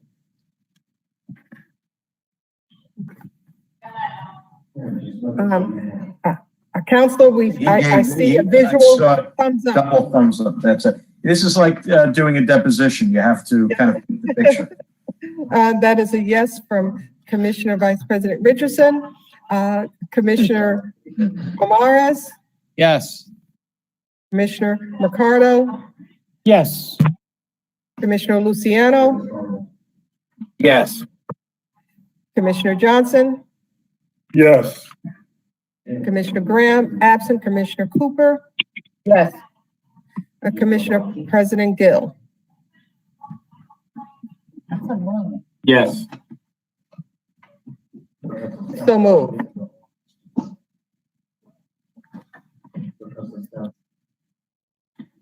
Okay, moving to resolution number 18, which can read into the record at a later time. Mr. Jackson. Yes, Mr. Martinez is here to address this item. Good evening, Commissioners. This is Jason Martinez, Director of the Youth Services Commission. Today we're requesting the approval for a sub-agreement with the continuation of the Truancy Alternative Program, the TAP program, with the City of Newark Municipal Court in the amount of $72,868. One of the components for this program is to follow up with the student, parent, or guardian appointments to ensure that the participant is complying with the Truancy Alternative Agreement. That's all I have. If there's any questions.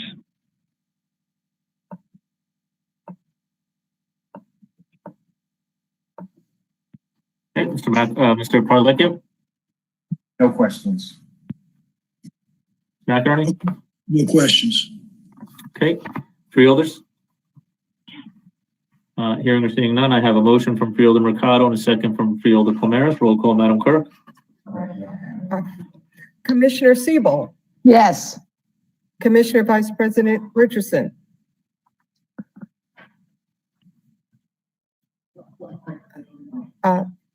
Counselor, do we? Which I take as an affirmative vote. Okay. Commissioner Pomares, A yes and a thumbs up. Commissioner Mercado, Yes, and I get 2 thumbs up. Commissioner Luciano, Yes. Commissioner Johnson, Yes. Commissioner Graham, absent Commissioner Cooper. Yes. Commissioner President Gill. Yes. So moved. Thank you, Commissioners. Have a good night. Thank you. Moving to resolution number 19. Thank you, Mr. President. Mr. Smith.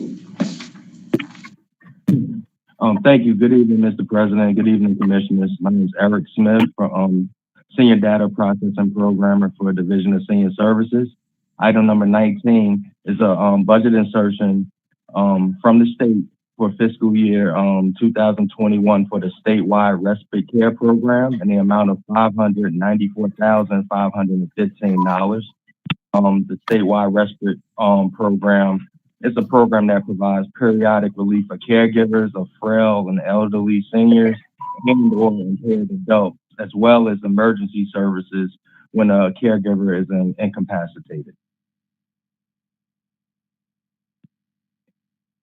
Thank you. Okay, Do you have any Mr.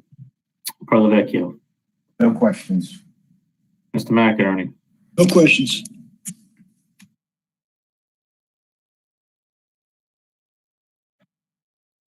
Okay.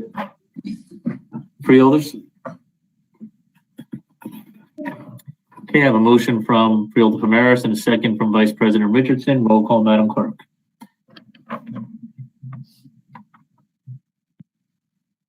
One moment, Mr. President.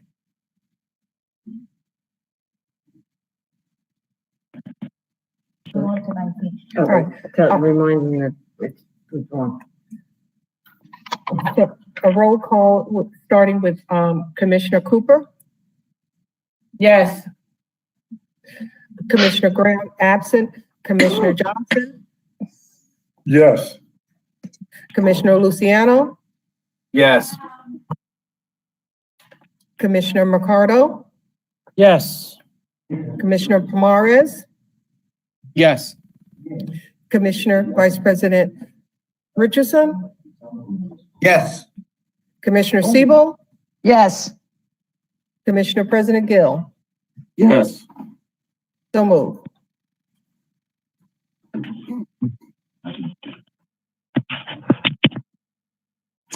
Okay. Moving to resolutions number 20 through 24, which we can read into the record at a later time. Mr. Jackson. Mr. President, these will be handled by Director Mumford and Mr. Vieira. Mr. Mumford.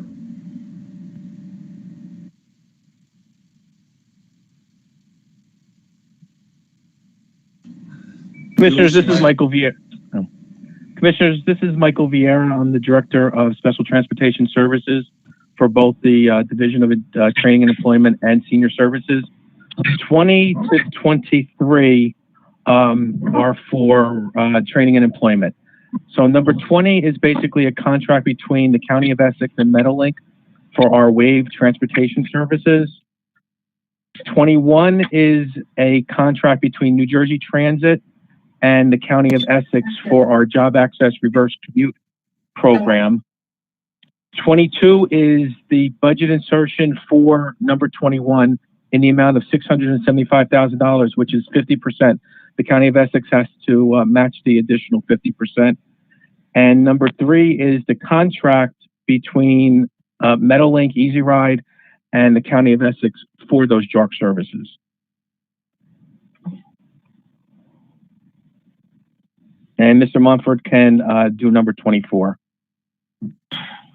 Good evening, Commissioners. Item number 24 is a Federal Workforce Innovation Opportunity Act that comes from the New Jersey Department of Labor for us to provide services for disadvantaged youth who have dropped out of school, single parents, or do not have any kind of vocational training. Essex County College is the vendor that will be providing us, one of the vendors that will be providing that service to increase their adult basic education and GED prep so that they can move towards vocational training. I'm here for any questions. Thank you. Mr. Parlavecchio. No questions. Mr. McInerney.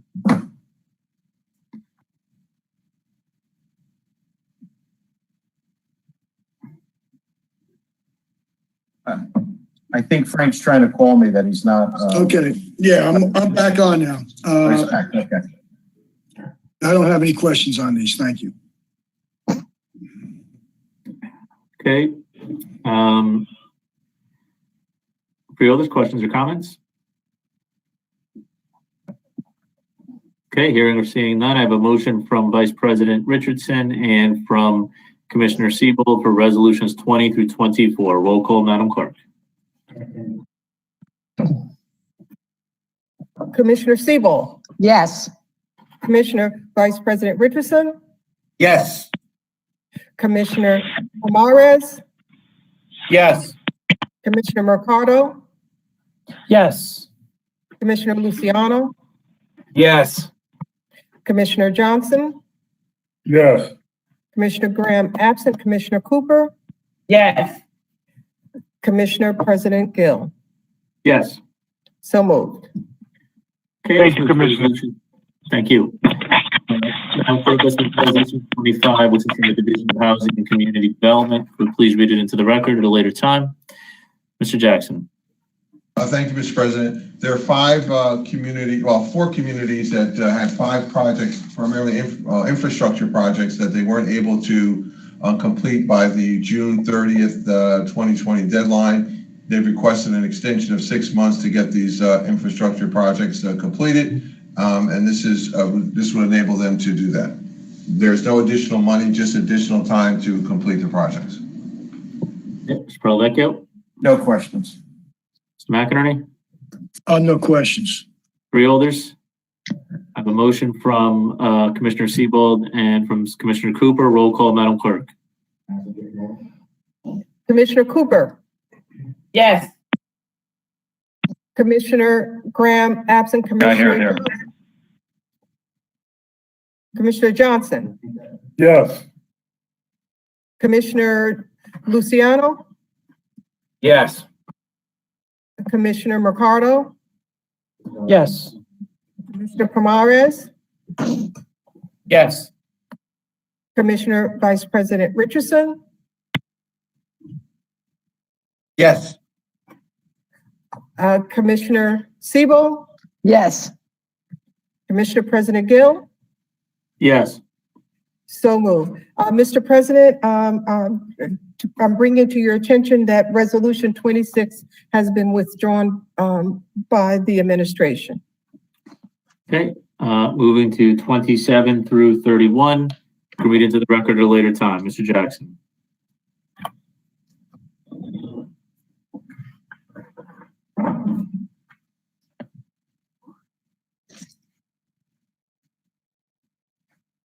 Mr. Jackson, you may be on mute. I was on mute. Thank you. Mr. Del Gaudio, Director Del Gaudio will handle these 27 through 31. Sorry about that. Good afternoon, Board of Commissioners. Frank Del Gaudio, Director, Department of Health and Rehabilitation. Number 27 on the agenda is a change order to increase the funding to the contract for Clean Tech Services. They do our linen and laundry services. What happened with this contract is that it was funded for only 1 year. The amount should have been $160 instead of $80. So to bring us to the end of the year, we needed an additional $16,090 to fund this contract. This contract was put back out to bid back in October, and the results of that bid will come to you for review at the next meeting. Resolution number 28. This is a contract with Pino Associates for cost reporting services. This was a competitive contract that was advertised. Pino Consulting was the only responder to this competitive contract. I believe Al Pino is on the phone. If you have any questions for Mr. Pino, he is available for questions about this contract. This is a contract that's county-wide and also to help out the hospital center for cost reporting with our state funding, Medicare, Medicaid services, and also to do the indirect cost report for the county. Okay, so Resolution 29 is another competitive contract that was advertised for our pharmacy provider services. This is the largest contract that the hospital center lets. This was awarded, the recommendation for award is to IPPC Services. They're the current vendor for these services, and I believe Eli Korn, a representative from IPPC, is on the telephone to answer any questions about this contract. Excuse me, through you, Mr. President, I just want to notify the vendors regarding Resolution 28 and 29. In order to participate, you must hit 0 so you can get online. Okay, so Resolution 30 was a bid that was advertised to provide language interpretation services and translation services. These services are available to any entity of the county, all departments and divisions. It was done in several modes of interpretation services, which includes telephone interpretation, video interpretation, sign language interpretation, and actual on-site interpretation services. The recommendation for award goes to 2 vendors, the lowest responsive and responsible bidders, which is Ola Doctor and Worldwide Interpretation Services. Resolution 31 is a 2-year affiliation agreement with Rutgers University for their Biomedical and Health Sciences School of Health Professions. This is for our health information management. This is the second time we've entered into a affiliation agreement with Rutgers for these services. Our students come on site and are trained by our department director to fulfill their master's level requirements.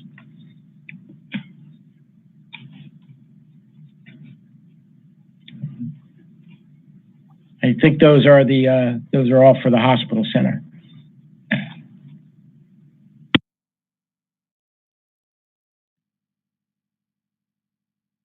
Would you want me to continue with Resolution 32? Let's take 27 through 31. Mr. Parlavecchio? It's a quick question, Mr. President, on 29, the pharmacy services. Mr. Delgaudio, I know you said this is the same vendor for a new 3-year contract. How do the prices for the pharmacy services compare to the prior contract? Okay, so what's happened it's a great question, and through you, Mr. President, what's happened over time is that this bid originally went out, it's a discount off the wholesale medication price. So it was awarded always to the vendor who provided the largest discount off of that wholesale price. So during the last bid period, it came in at 42%. This bid period, it's at 49% discount. But the services have changed dramatically in regards to access to emergency medications, electronic medication administration and reconciliation reporting. And the pharmacy has grown to provide those services free of charge to us. So this time around, to make it as a fair and open process, we asked for those services also to be provided. And those were included in the bid responses. Thank you.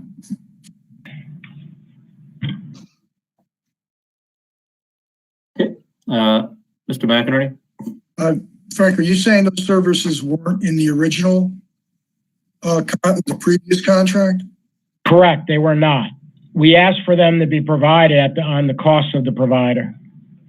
Because what happens is with these electronic records, it saves money for both us and the provider for printing out reports. Right.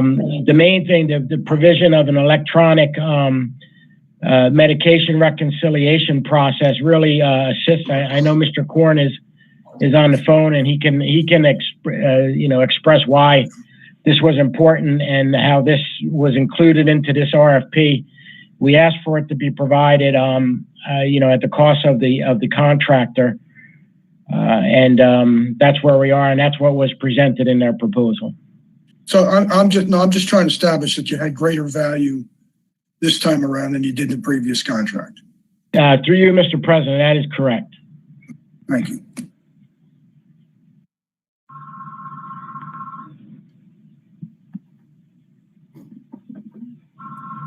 Okay. Mr. President, just one last, if I can. I also Sure. want to, comment, Consulting. They've been with the county for a pretty long time, as far as I can remember, doing the cost reports, and have provided very good work over the years. Very good.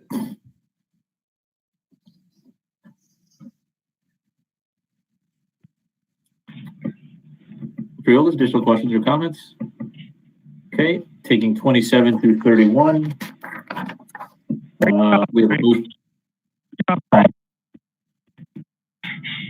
We have a motion from Freeholder Cooper and a second from Freeholder Johnson.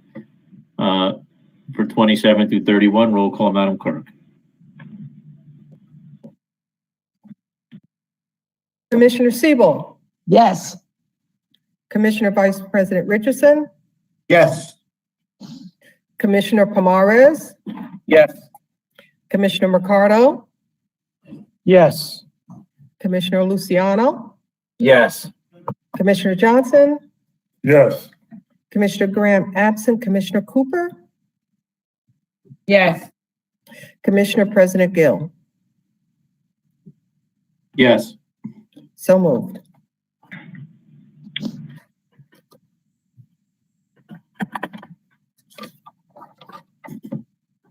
Okay.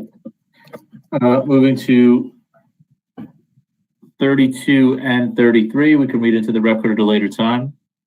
Mr. Jackson. Thank you, Mr. President. Mr. DelGaudio will handle these items as well. Okay, to you, Mr. President, Frank DelGaudio, Director of Health and Rehabilitation. Resolution 32 is an increase in funding in a grant for, it's a comprehensive alcoholism and drug abuse services. It's an amount of $30,000. There is no county match required on this grant. What this is what we're going to do is, due to the pandemic, a lot of the agencies were not able to perform the services to our constituents in need of these services.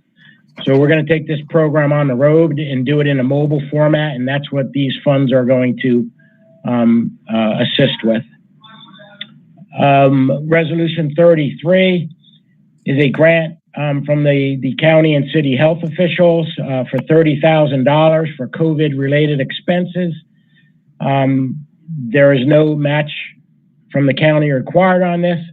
This money will be spent on signage for the county vaccination sites. Okay, thank you. Mr. Parlavecchio? No questions. Mr. McInerney? So this 30,000 is in addition to any other COVID money that we received. Through you, Mr. President, that's correct. It's an additional grant. Okay, thank you.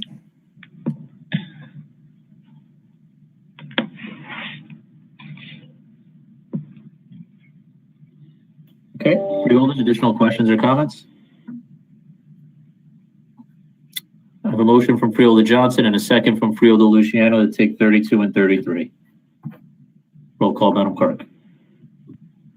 Commissioner Cooper, Yes. Commissioner Graham, absent, Commissioner Johnson, Yes. Commissioner Luciano, Yes. Commissioner Mercado, Yes. Commissioner Pomares, Yes. Commissioner Vice President Richardson, Yes. Commissioner Siebel, Yes. Commissioner President Gill. Yes. So moved.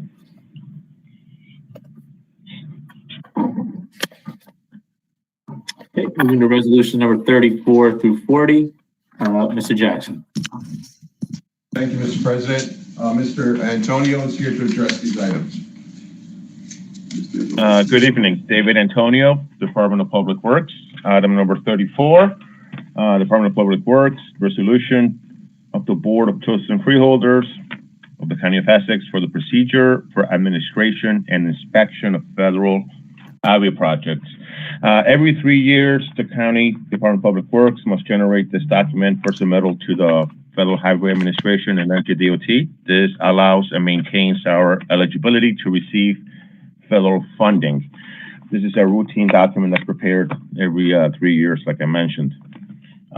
Item number 35, an agreement granting use and right of entry onto county road right-of-ways for the installation, operation, and maintenance of wireless communication systems, Extenet. The execution of this agreement will allow the county to have a mechanism to review and approve accordingly applications by Extenet Communications to install 5G wireless nodes on county road right-of-ways.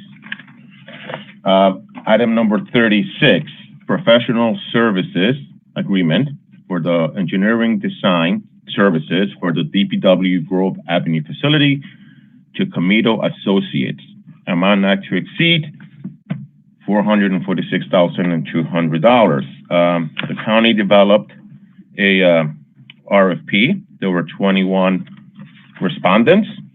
Responses were evaluated, and Gregory Comito and Associates was ranked as the highest proposal, and their cost fee was actually the lowest, hence the suggestion.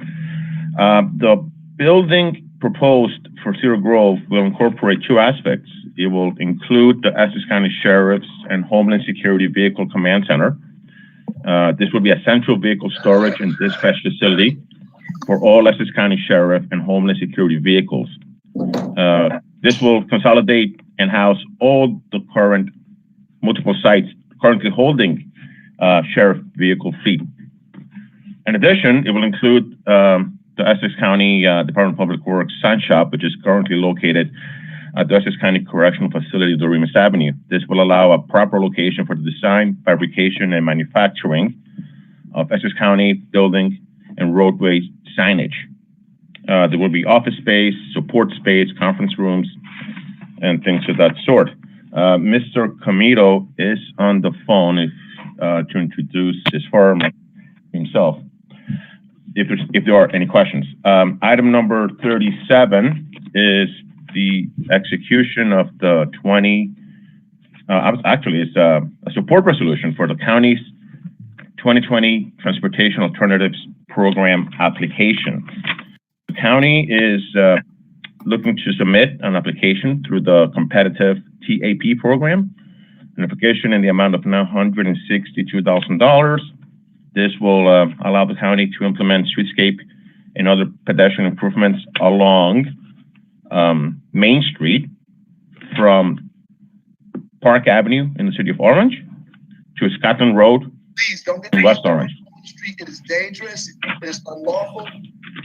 Item number 38. Dangerous. Excuse me, through you, Mr. President. Please mute your phone. We can hear your conversation. Please mute your phone. Excuse me, Mr. President. Item number 38 is the approval of the 2021 Annual Transportation Program. This item has been before the board previously for a budget insertion. Today we're here because we need the formal authorization to submit this agreement to DOT. Item number 39 is for design engineering services from French and Perello to perform the required engineering documents and preparation of bid specs and such for the 2021 roadway resurfacing program. An RFP was prepared. There were 9 firms that responded. French and Perello's proposal was rated the highest and was also the lowest as far as cost fee being proposed. Item number 40 is for awarding to Sugar Group the street sweeping services from January 1st of 2021 through December 31st of 2022. They were the sole responsive bidder to the proposal. This will be a $1.265 million agreement. And item number 41 is to award a 2-year agreement to American Wear to furnish and deliver uniforms and cleaning services, not only for DPW staff, but also folks from the Parks Department. This is a 2-year agreement, not to exceed $310,000. Once again, they were the single sole responsive bidder. And that can, if there's any questions at this point, I'll gladly take them.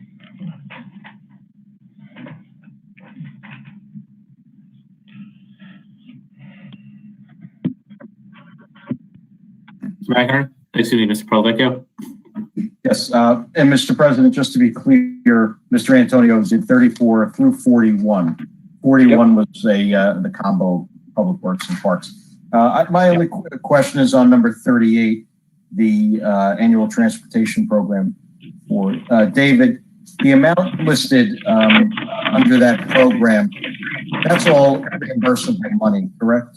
Reimbursable by either state or federal DOT? Through you, Mr. President, that is correct, 100% correct. Okay, thank you.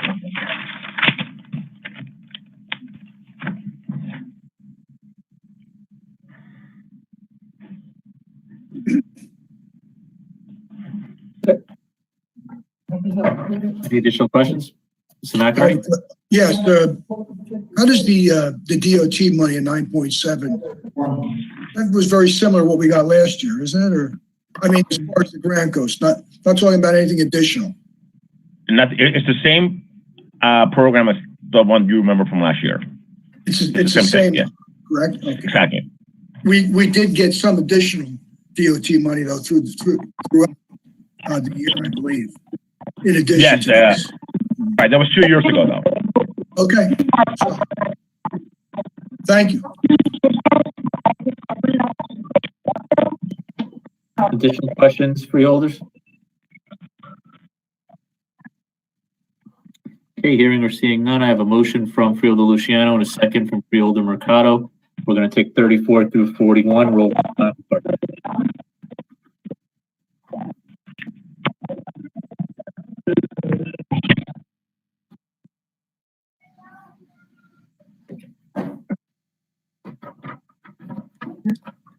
Freeholder Siebel. Yes. I meant Commissioner Siebel. Commissioner Vice President Richardson.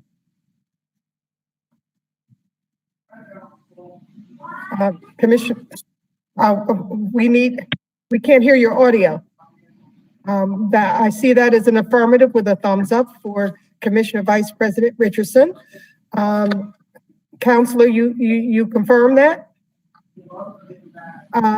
Yes, agreed. Commissioner Pomares? Yes. Commissioner Mercado? Yes.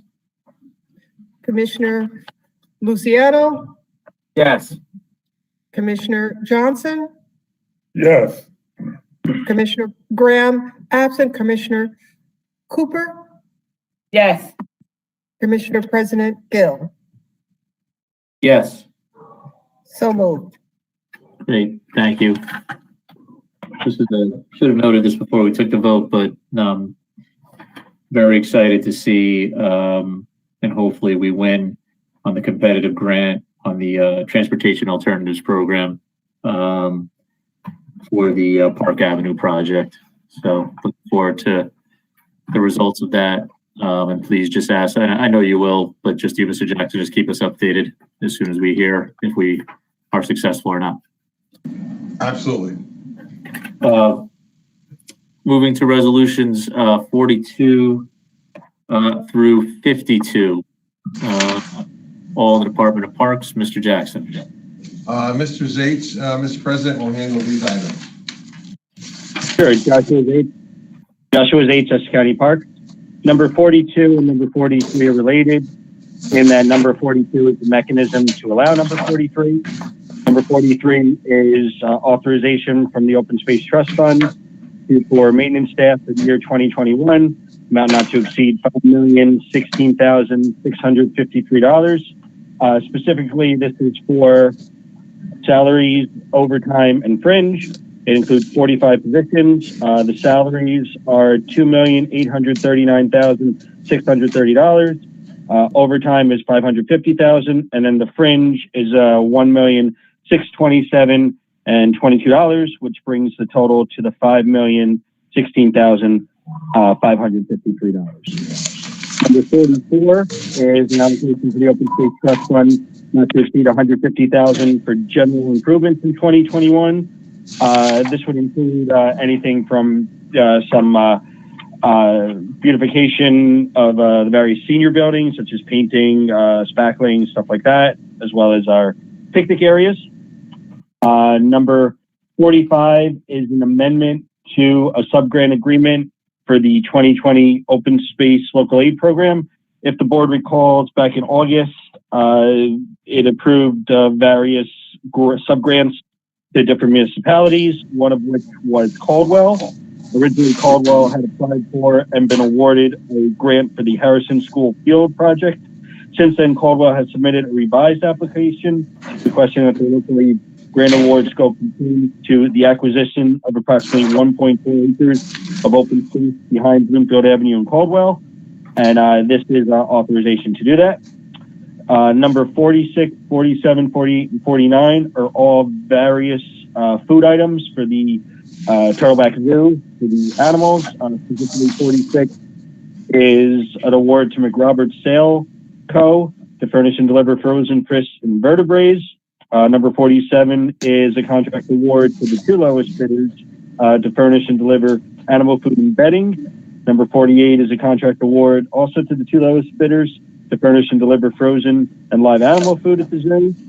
And number 49 is a contract award to Central Nebraska Packing to furnish and deliver frozen and live animal food. Number 50 is a contract award to Air System Maintenance and various HVAC services at the zoo. This is general HVAC repairs in the various buildings throughout the zoo.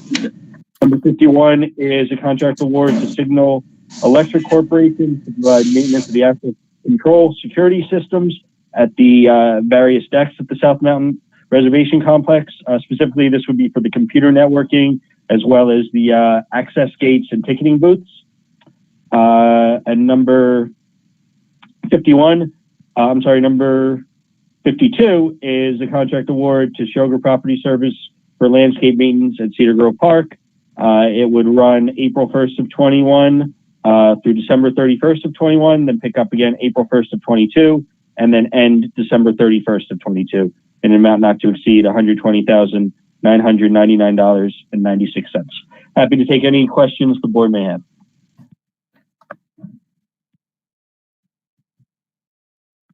Mr. McInerney? I did have a question on 43 that I did submit to Parks. Josh called me yesterday, and that was resolved. So, other than that, I have no other questions. Okay, Mr. Vecchio. In that same vein, just to comment on 42, that's a resolution that comes to this board annually seeking authorization to allow for funds to be used from the Recreation and Open Space Trust Fund for the maintenance staffing. And it's an authorization that this board required from the administration probably 15 years ago. And it's a way for the board to keep tabs on how the Open Space Trust Fund is used. So I just wanted to make that as a comment. Many of you have seen it year after year, but it is something that this board does require in terms of its oversight.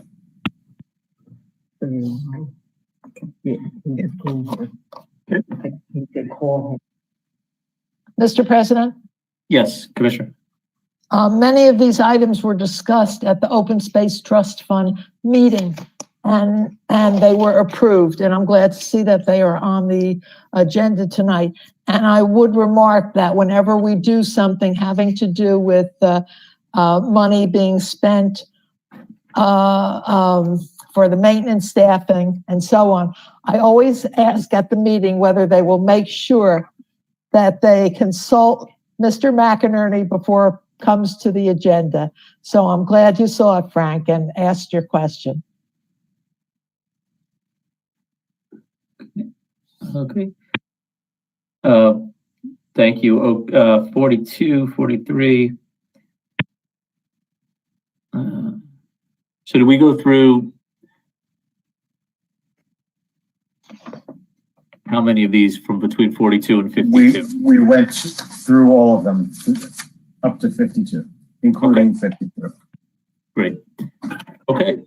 Any other additional questions? Seeing none, I have a motion from Commissioner Seabold and second from Cooper to take a resolution to take 42 through 52 as one. Roll call, Madam Clerk. Commissioner Cooper? Yes. Commissioner Graham, absent Commissioner Johnson? Yes. Commissioner Luciano? Yes. Commissioner Mercado, Yes. Commissioner Pomares, Yes. Commissioner Vice President Richardson. We're going to need your famous thumbs up. As witnessed by our counselor, that's good. a, Witness, that's a yes from video, we'll go Vice to video. President. Commissioner Siebel, Yes. Commissioner President Gill. Yes. So moved. Okay, thank you. Resolutions 53, Mr. Jackson. Thank you, Mr. President. Item 53 is an approval of a contract with Aetna to provide for dental benefits contract for the year 2021. An amount not to exceed $1,370,000. As you may recall, when we moved into state health benefits in 2017, we offered our active employees and those retired officially retired at that point this dental coverage for no cost to the employees or to the retirees. This is that program continuing on. It's the same cost as last year, and again, no cost to our employees.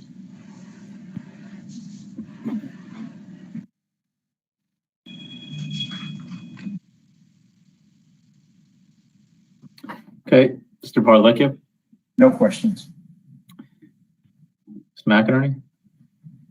No questions. Freeholders.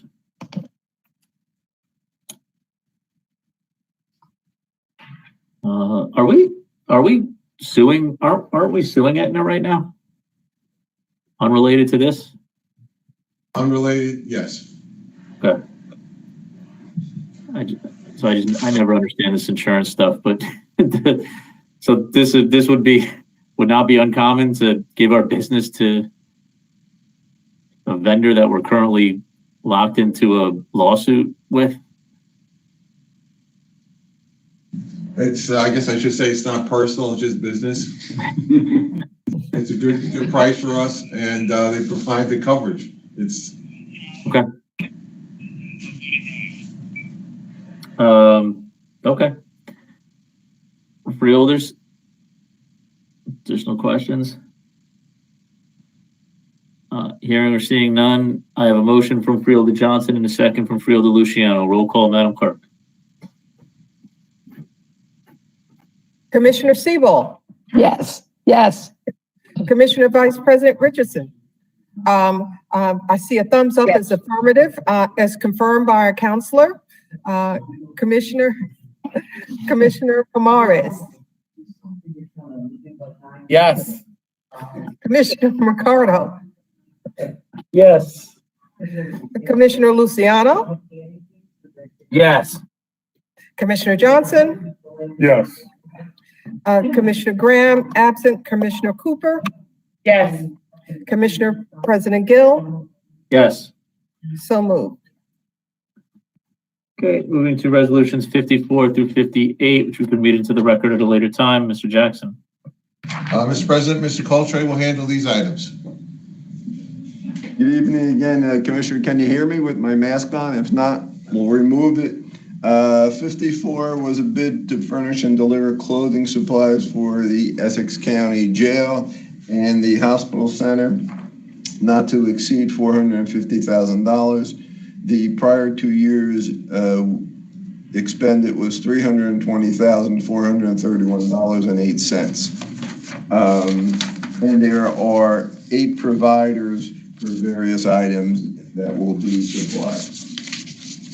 55 is furnish and delivery Xerox paper for the county. The award is going to WB Mason, and they were the sole bidder. This is for $500,000. We expended up until today $241,641.07. The next one is a little complicated.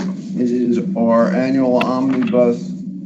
We are asking the freeholders to do this for 1 year for $25 million. with the increase of prices, and you saw before with laptops and other items, and these are spread out over various you have a list, various co-ops, Bergen County, dues and memberships for elections, educational service, government expenses, Hunterdon County Co-op, legal notices, library and educational material, Morris County Co-op, New Jersey State Purchase Co-op, Somerset County Co-op, and Union County Co-op. So we use these co-ops for various purchases so we don't have to come back to the board, and the board has increased our ability to purchase to $175,000. And finally, we have vending machines throughout the county, and we have submission for culinary venture vending, and they are paying us, $170 per machine throughout the county. And finally, it's our office equipment repair service, which is not to exceed $199,220. We had 4 bidders, and this particular bidder is the new Verizon office equipment, and they are a new vendor. Any questions?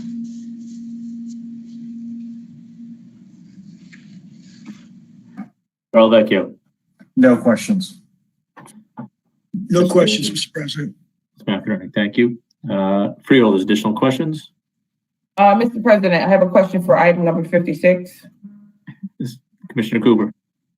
56, did you say that is only for items that you intend to purchase from state contract vendors and co-ops, or did I misunderstand you? It's predominantly from them, but there are other items. When we utilize, for instance, members to NJAC or other associations that we all belong to, you're allowed to use the omnibus.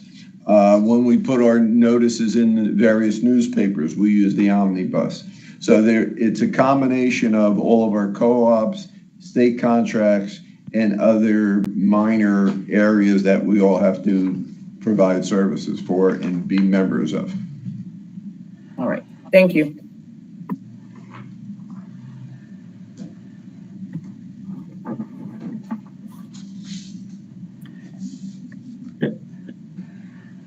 Any additional questions?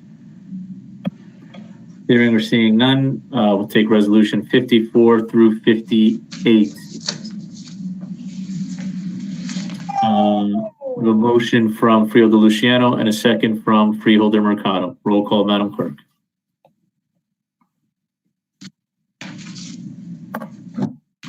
Commissioner Cooper? Yes. Commissioner Graham, absent. Commissioner Johnson? Yes. Commissioner Luciano? Yes. Commissioner Mercado? Yes. Commissioner Pomares? Yes. Commissioner Vice President Richardson? As witnessed by council and affirm a thumbs up, which is an affirmative in the yes. And he's shaking his head up and down. Commissioner Siebel? Yes. Yes. Commissioner President Gill? Yes. So moved. That's all.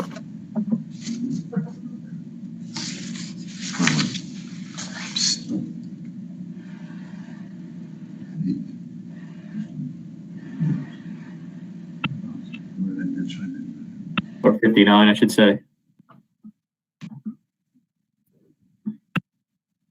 Oh, okay, I'm sorry. Want me to do it early? No, I'm good. You go ahead. You just want to do it? No. Well, we'll just move on. The 59, Mr. President and members of the board, is a contract with Glenn Friesen, who provides photography services for the board and also for the administration in the amount of $60,000. $54,000 of that is with the county executive's office and $6,000 with the freeholder's office. Let's see, 60 is a contract with Golden Star Video, who does a video recording of the board's meetings, and it's $995 per meeting. We spent $16,000 to date in 2020, obviously because there's not that much recording going on. And the amount of the contract is not to exceed $55,000. Item 61, still related to board meetings, is a contract award to Audio Digital Transcription Service, LLC, in the amount not to exceed $50,000 to provide transcription services for the freeholder meetings in 2021.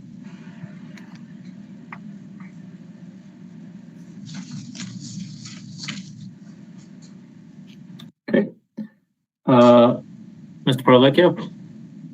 Just a comment on the three of these, since the board uses the services of these people. These are all not to exceed contract. As Mr. Jackson said, based on usage, and usage for a lot of these services were down in 20. So the corresponding expense was down.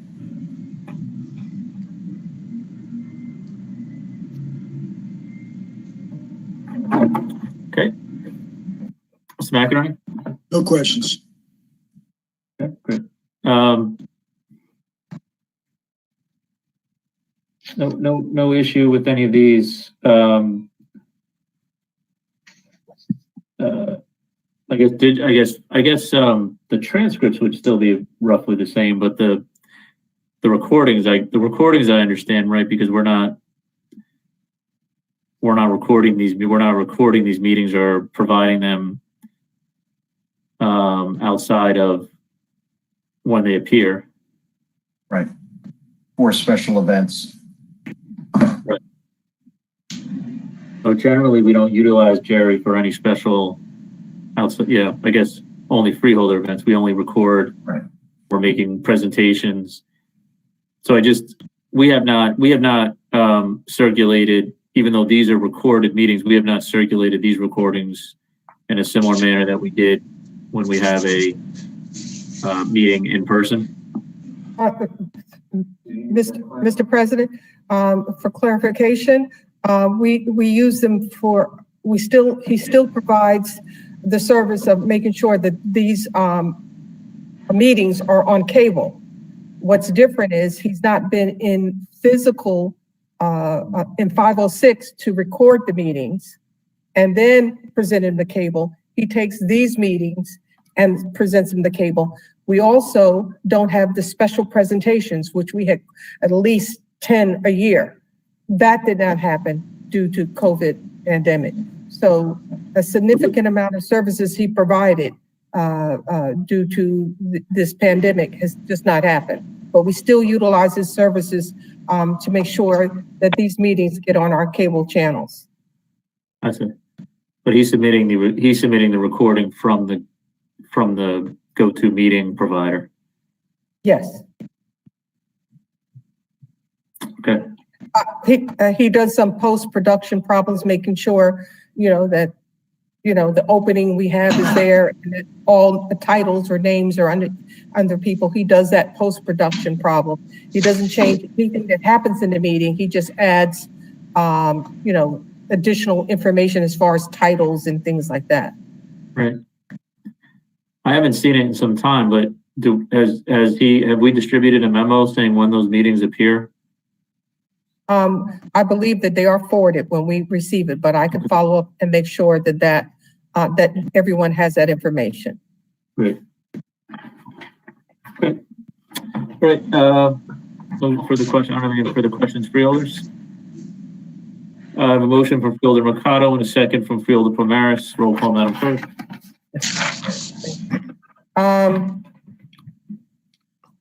Commissioner Siebel. Yes.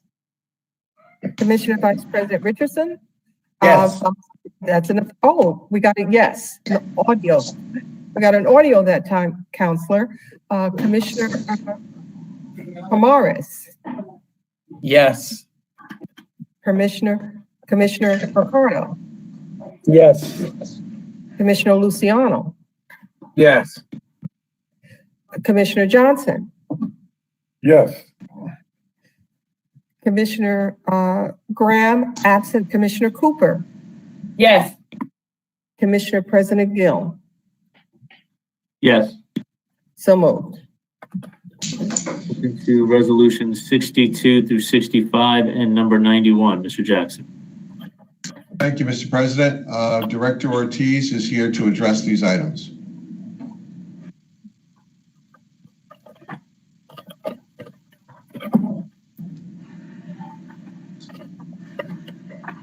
Director Ortiz, we can't hear you.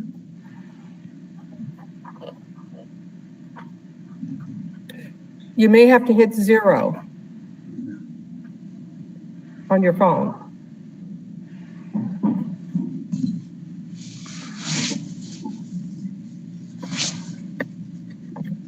Did you hit 0, Director? He says he's off mute. He says he's on mute. Did you hit 0 though? Yeah, but I'll just tell it to him right now. So it never fails. oh yes, is that him? Is that you, Director? You have to hit 0. I did it on your phone. Can you hear me? It's choppy, but It's very choppy, Director. 0,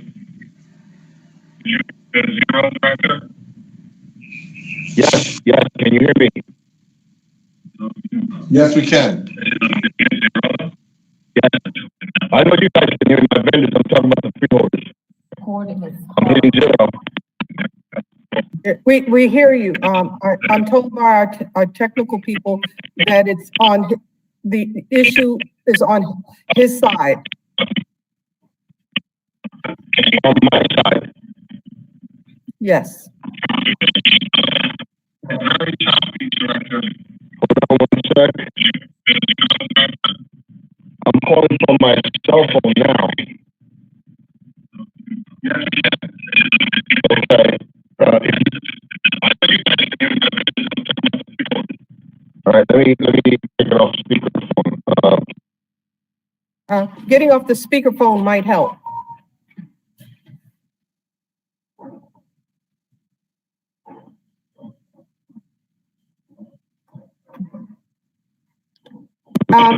I think the best thing to do is to hang up and call back. I will do that. I will do that. I'll call it back.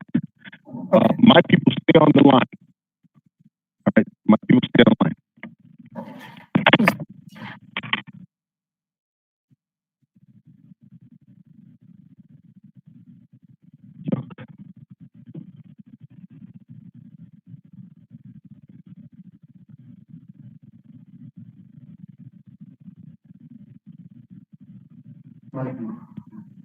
Mr. President, we should expect him to call back in a few seconds.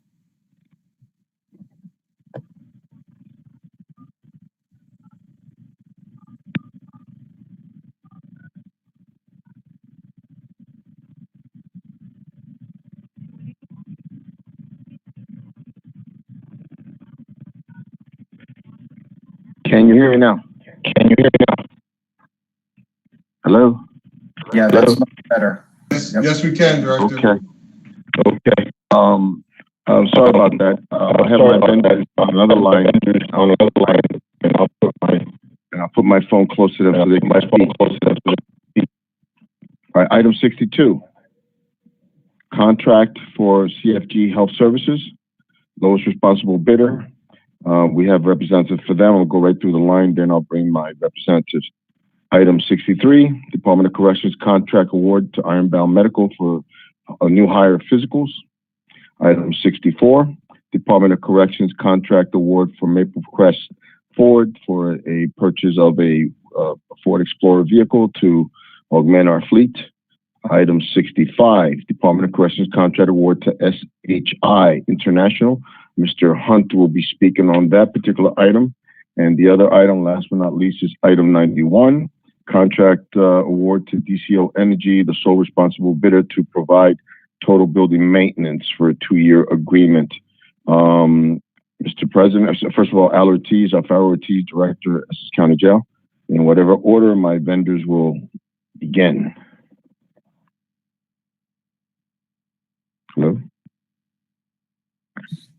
Okay. Hello? Perhaps you should, ask directly the name of the vendor Okay. you wish to begin. Here we go. CFG, Mr. Pascal, CEO, can you speak to the freeholder board and then they'll ask questions? Yes, thank you very much, Director Ortiz. This is Les Pascal. I'm the CEO for CFG Health Systems in Marlton, New Jersey. And I'd like to begin by thanking all the freeholders, also President Gill and your distinguished colleagues for considering awarding us the contract and continue our work in Essex County Corrections. It has been without precedent a very challenging time for everyone, but especially for the healthcare workers, the physicians and the nurses and the people that are the first in line to deal with patients coming into the facility and treating them and staying abreast of everything, as well as protection for the inmates and the staff. I wanted to also go on record and personally thank all the nurses, all the physicians, all the med techs, all the assistants, Madeline Bell, the Health Services Administrator, and Dr. Lionel Anisette, the Medical Director, whose leadership and vision has helped us been successful so far with this. But I will also say that these healthcare services don't exist in a vacuum. They don't just happen in a vacuum. It takes the cooperation and the leadership of Al Ortiz, the director of the facility, as well as the warden and the security. We don't operate in a vacuum. And I also want to compliment the administration, Phil Elijah, and his responsiveness and cooperation, and as well as prodding to make sure that we have as safe an environment as is possible during the COVID crisis. With those thank yous, I'd like to turn my microphone over to Dr. Lionel Anisette, and then we'll be happy to take any questions you may have. Dr. Anisette, are you on? Yes, I am. I don't know if everyone can hear me. Yes. Yes. Go ahead, Doc. Okay. Thank you, everyone. Good evening, honorable commissioners. It's my pleasure and an honor to present myself and my team. I know the last time that we spoke, we talked about a number of projects, and then all of a sudden, unprecedented times came about. And as that saying says, maybe live in interesting times. These are these times. And but I'm glad to say that many of the commitments that we made to you at the last time we presented, in terms of the epidemic of drug addiction, we didn't take our eyes off those prizes. So we've been able to implement that program in the midst of this pandemic, and with the leadership, as our CEO said, Les Pascal, with the leadership of this administration, with Phil Elijah, with Director Ortiz, with my teammate Madeline Bell, we've been able to take our team and our nurses, our doctors, our providers from our CNAs, and they've showed up. And we were able to basically harness the resources that we had and attack this problem. Yes, it was unprecedented. Yes, it was a challenge, but I think our team rose to that challenge. And that's why I stand before you today. And I can tell you that we have put that effort out, and the results have shown for themselves. Our efforts have been collective, multidisciplinary. We've reached out outside of the state. We reached out to the federal, the state, and don't want to neglect our Essex County Department of Health. They've been champions, supplying us with resources, guidance, testing. If you walk into Essex County right now, before you can even move, you're getting temperature checked, you're getting symptoms checked. If a detainee or one of our patients comes in, there's a pre-booking staff that was not there before, screening these folks. We're trying to make sure that all of our people, those that are incarcerated under detention, no matter under any jurisdiction, those that are working there, that they stay safe, and that's our goal. And as we go into this next chapter with the next wave that's come upon us, we're ready. And we're working hand in hand with as many partners as we can to again meet this challenge. So it's a distinct pleasure to be here tonight to be able to announce to you that we have kept the mission alive.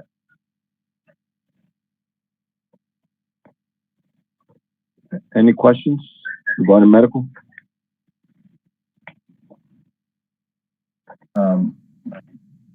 Mr. President, I don't have a question on the quality of the service or even the nature of the service. It's more of a process question based on a letter that was submitted for the public comment session from an attorney for the unsuccessful bidder in this one. So my question is directed to the administration.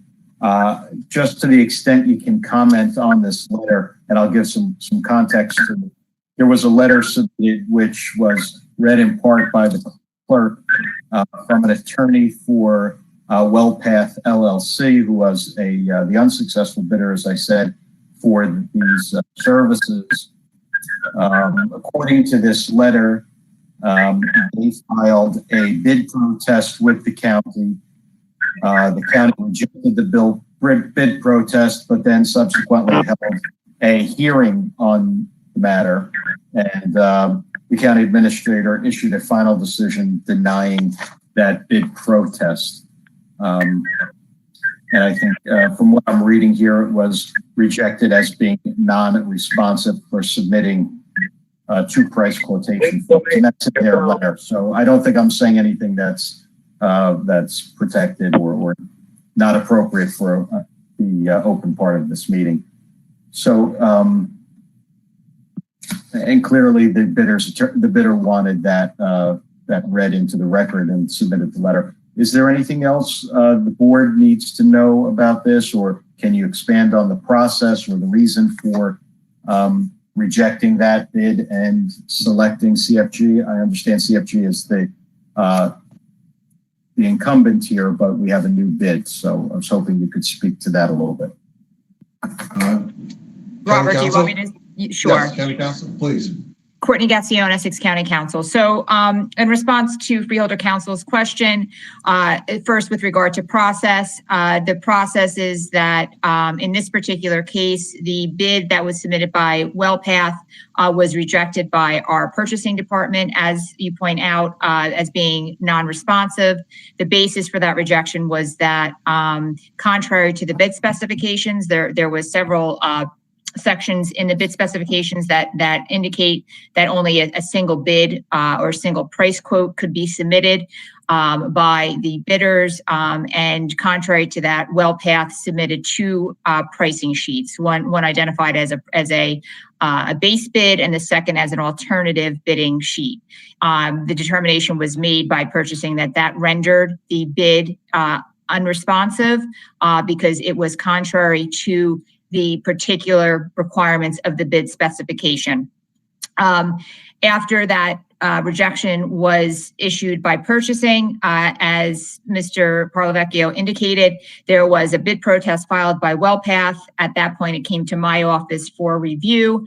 We confirmed the decision of the Office of Purchasing that the bid was in fact non-responsive, and in fact that by submitting a second alternative bid quotation in their bid, WellPath in fact placed themselves in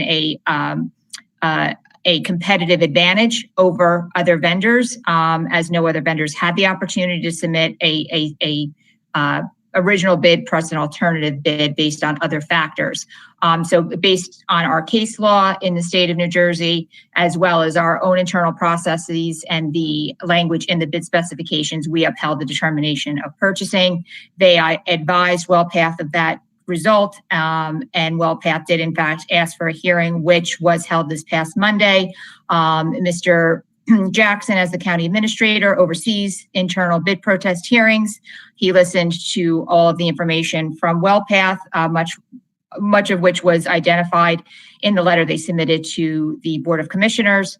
And after the county had the opportunity to present its position as well, the hearing concluded and Mr. Jackson rendered his decision yesterday, and it advised the parties. So that brings us to where we are today. The information that has been submitted by WellPath to the commissioners is all information that has been reviewed by both my office, the Office of Purchasing, and Mr. Jackson. My position remains the same in that the bid was properly rejected for not being responsive. And although they would have been the lowest bidder had they properly submitted their bid, pursuant to local public contracts law, when a bid is non-responsive, it must be rejected under the law. So that's where we are today, and the county administration is ready to move forward with an award of the bid with the commissioner's approval to CFG. Okay, Mr. President, if I could just follow up. So, Courtney, because by the fact that WellPath submitted two price quotations where the requirement in the specs were to submit a single one, that rendered it unresponsive. And whether or not the submitted price was the lowest or would have been the lowest, you don't even get to that evaluation or analysis because the bid was unresponsive. And I think, as you said, it was not a level playing field. Or an unfair advantage is what you said. So irrespective of the price, you don't even get to that step because the bid submission was invalidated for the dual submission. Is that correct? Courtney Gassione, Essex County Council, that is correct. Okay. And it sounds like the administrative process, and I'm not talking about the legal process or any court submissions, but the administrative process has now been exhausted, I guess, in terms of filing a protest, responding to that, holding a hearing, and then coming up with an administrative decision internally. That is correct. The internal process has been concluded. However, WellPath, does have other avenues for recourse if they choose to do that. Thank you. I don't know if anybody else has any questions. I don't.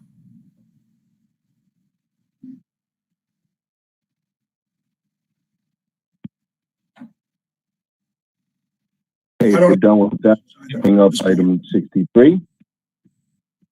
Okay. Mr. President, to you, is that okay to move on to 63? Yep, please. Item 63 is a contract award to Ironbound Medical. I have with us Jill Bolzano. She is the marketing director for Ironbound Medical. They perform our pre-hire, new hire physicals. Yeah.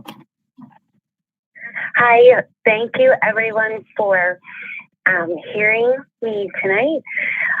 This is Jill from Ironbound Medical Services. We specialize in occupational medicine for the businesses in Newark and the surrounding area.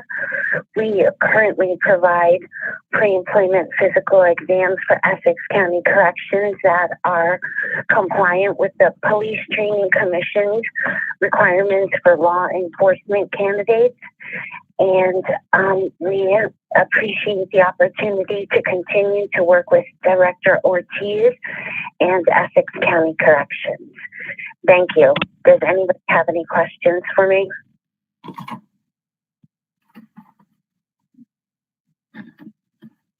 Okay.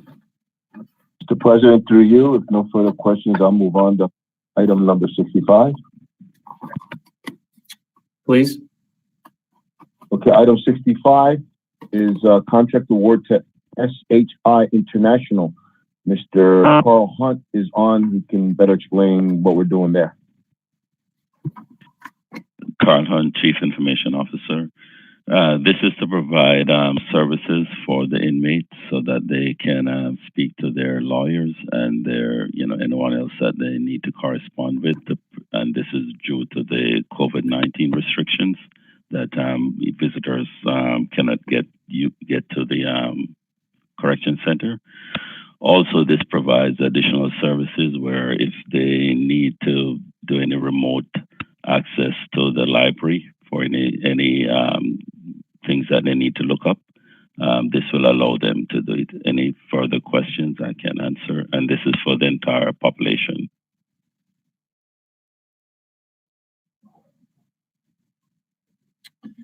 Okay.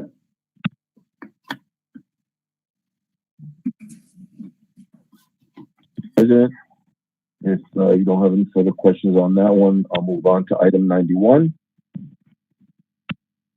Please. Item 91, Department of Corrections contract award to DCO Energy, the sole responsive and bidder for the maintenance 2-year agreement. I have Mr. Eckert, the EVP of DCO, and Mr. Dave Delvecchio. Gentlemen. Good evening, and my name is Fred Eckert, EVP of Operations. I want to thank Director Ortiz and the freeholders for allowing us to bid and for consideration of our bid on this project. DCO Energy has been with the county now since 2002. We've been doing this work at the correctional facility. So this is probably our 7th or 8th renewal of this contract. The contract provides all the operations and maintenance staff for maintenance at the facility. We have 4 administrative personnel and 14 craft at this facility. The craft are represented by Local 68. They are a combination of electricians, mechanics, and shift operators. In addition to that, we in the bid have all the material maintenance and subcontractors that are needed to operate the jail.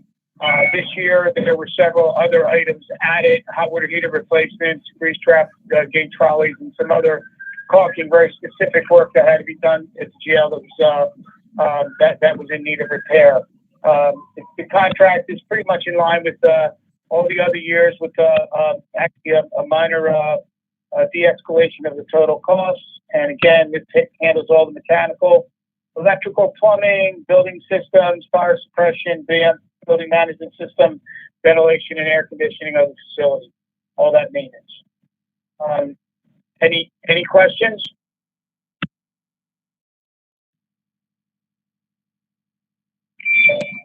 Mr. President, Al Ortiz, Director, I'm requesting the passage of all these contracts and items. We'll appreciate your consideration. Thank you. Okay, thank you. Mr. Parlavecchio. I don't have any additional questions. Okay. Mr. McInerney? No questions. Okay, freeholders, additional questions or comments? Okay, I have a motion from Vice President Richardson and from Commissioner Siebel to take resolutions 62 through 65 and 91 as one. Roll call, Madam Clerk. Commissioner Cooper? Yes. Commissioner Graham, absent. Commissioner Johnson? Yes. Commissioner Luciano? Yes. Commissioner Mercado? Yes. Commissioner Pomares? Yes. Commissioner Vice President Richardson? Yes. Commissioner Siebel? Yes. Commissioner President Gill? Yes. So moved. Thank you. Mr. President, may I make a note, inform anyone who's watching about the next public comment? Sure.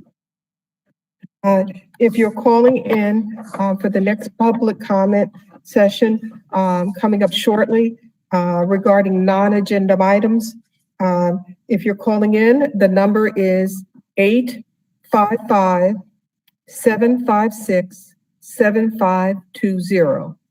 That's 855-756-7520. The password is 69910.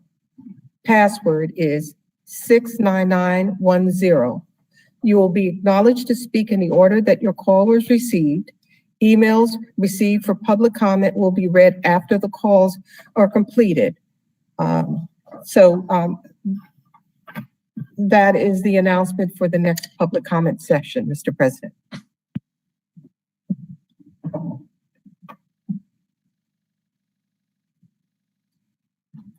Okay, thank you, Madam Clerk. Moving to resolution number 66, which we can read into the record at a later time. Mr. Jackson. Mr. President, this is from the Office of the Prosecutor. It's a resolution approving participation with the State of New Jersey Operation Helping Hand Grant for the fiscal year 2020. That is from September 1st, 2020 to August 31st, 2021. The funding is the amount of $47,619. And this is a wonderful program that identifies individuals who are opioid dependent and are subject to criminal arrest, but instead of that, they are presented with an opportunity for treatment instead of incarceration.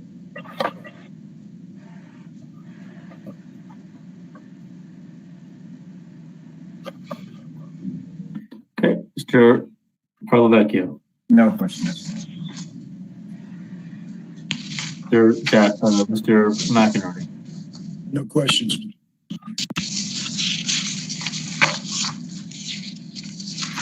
Freeholders, any additional questions?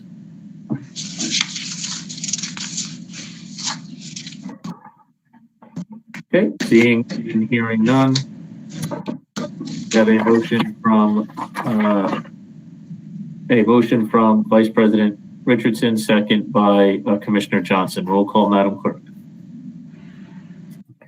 Commissioner Siebel, Yes. Commissioner Vice President Richardson, Yes. Commissioner Pomaretz, Yes. Commissioner Mercado, Yes.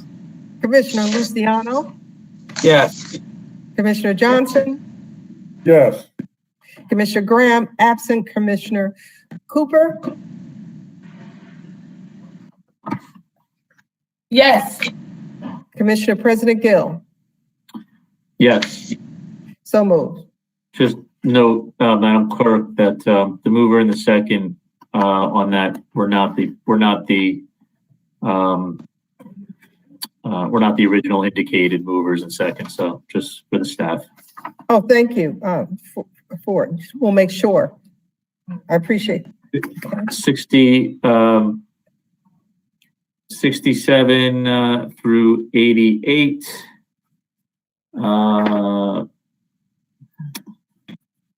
In 97.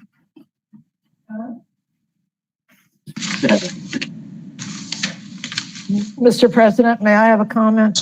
Sure. If it's not too late, I would like to be included in number 75 in memory of Kay Slattery. And also for 77 in memory of Theodore Green Sr., the father of the mayor of East Orange, Ted Green. No, I'd like to be included in those two. Okay, without objection. Yeah, through you, Mr. President, I also would like to be included in number 77 and number 87. Okay. Without objection. Perhaps number 77 ought to be by acclamation for the mayor of East Orange, his father. Sure. No objection. I think 77 might have been, but without objection, of course. I do think 77 might have already been delivered, but. Well, perhaps next time we can be asked. Yep. So.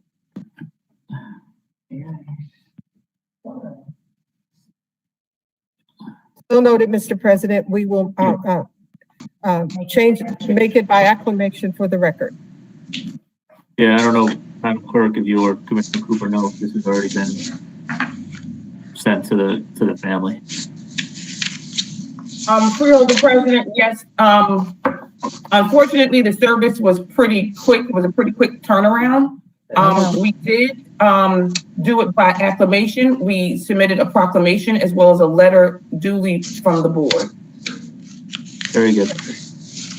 I will confirm that a letter of condolences from the whole board was also presented. Very good. Okay. I would appreciate it if we could be notified in the future. So noted.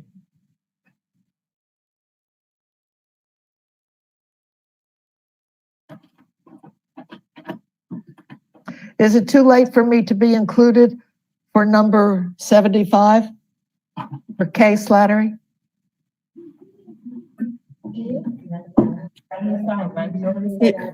We will include you on 75, and that will be part of the permanent record.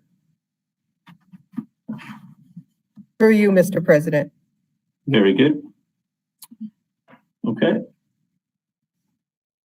So I have a motion from Freeholder Johnson and a second from Freeholder Luciano to take 67 through 88 and 97 as one.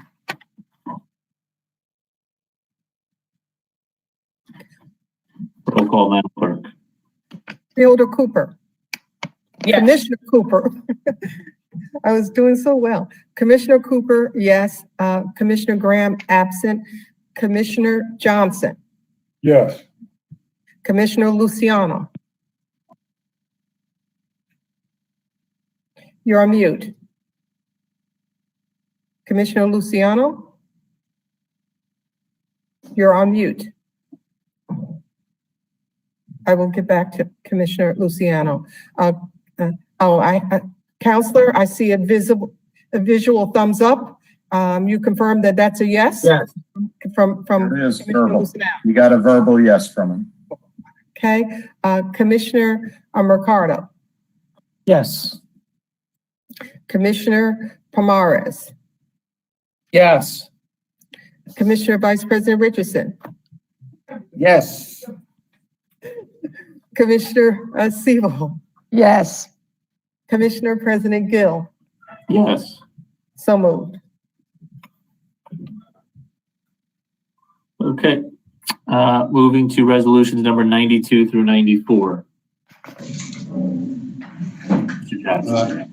Yeah, thank you, Mr. President. Items 92, I will be super brief. 92 through 94 are purely housekeeping items with the state of New Jersey. The board acted on these items previously, and yeah, a bit of semantics just to make it acceptable for the state to accept the language of the budget insertions. That's it for all three. Okay. Mr. Pawlowski. No comments, no questions.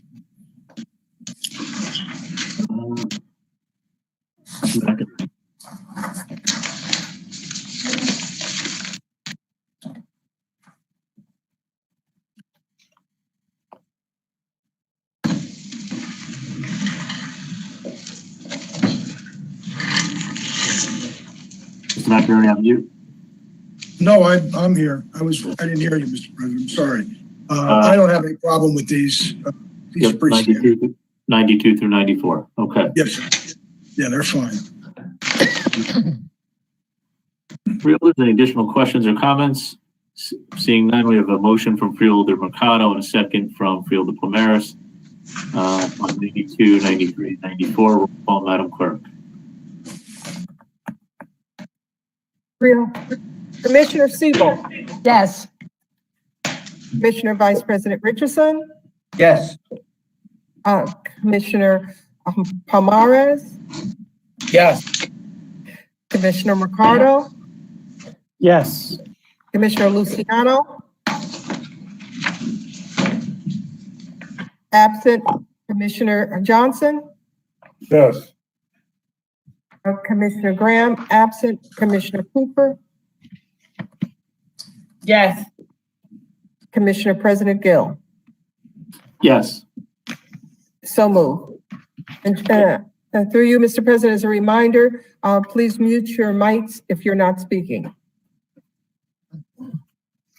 Okay, moving to report of board committees. Legislative report. Oh, Yeah, Freeholder President, can I just give a quick, committee report, please? Absolutely. Thank you, Mr. President. I want to thank the board for joining me as the board of the whole to go over the banking, and review committee. We had the number of banks that we do business with at the county appear before us and present their, reports, their annual CRA reports. We reviewed their ratings that they received, and specifically we made highlight and discussions of their lending practices, customer service practices, and the foreclosure products and services that many of them have implemented to help residents and business owners deal with some of the financial fallout from the pandemic. Most of the banks had really, really good programs, and we were impressed and excited with a lot of the presentations that they had made. It was only one or two that I think could really use some improvement around foreclosures and some other things. There's one bank I'm going to highlight that did not appear before us, which was Bank of America. Unfortunately, due to the banking, their internal rules around Zoom and the security issues that exist with Zoom, they were prohibited from appearing before us, but I want to put on the record that they did indeed send in a written report to us. And we've asked that they share all of their community banking information, development offices with us, especially around the area of interest that Freeholder Vice President Richardson asked about, so that we could make some connections with some of our constituents and organizations that we all represent. So thank you, Mr. President. Thank you, and thank you for your diligence on that, on the continued implementation of that ordinance, Commissioner Cooper. Thank you for that. Any questions on the on the report of the board committee?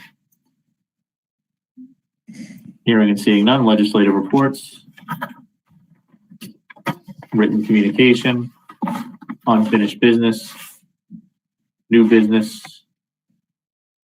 Okay, Madam Clerk, let's go to the public comment session on non-agenda items. However, since we're meeting remotely, the public has had the opportunity to submit questions and comments for consideration, and they have the opportunity to call in. Madam Clerk. Mr. President, at this time, our public information officer will announce the callers so they can state their comment or question, and be reminded that you have 3 minutes to speak.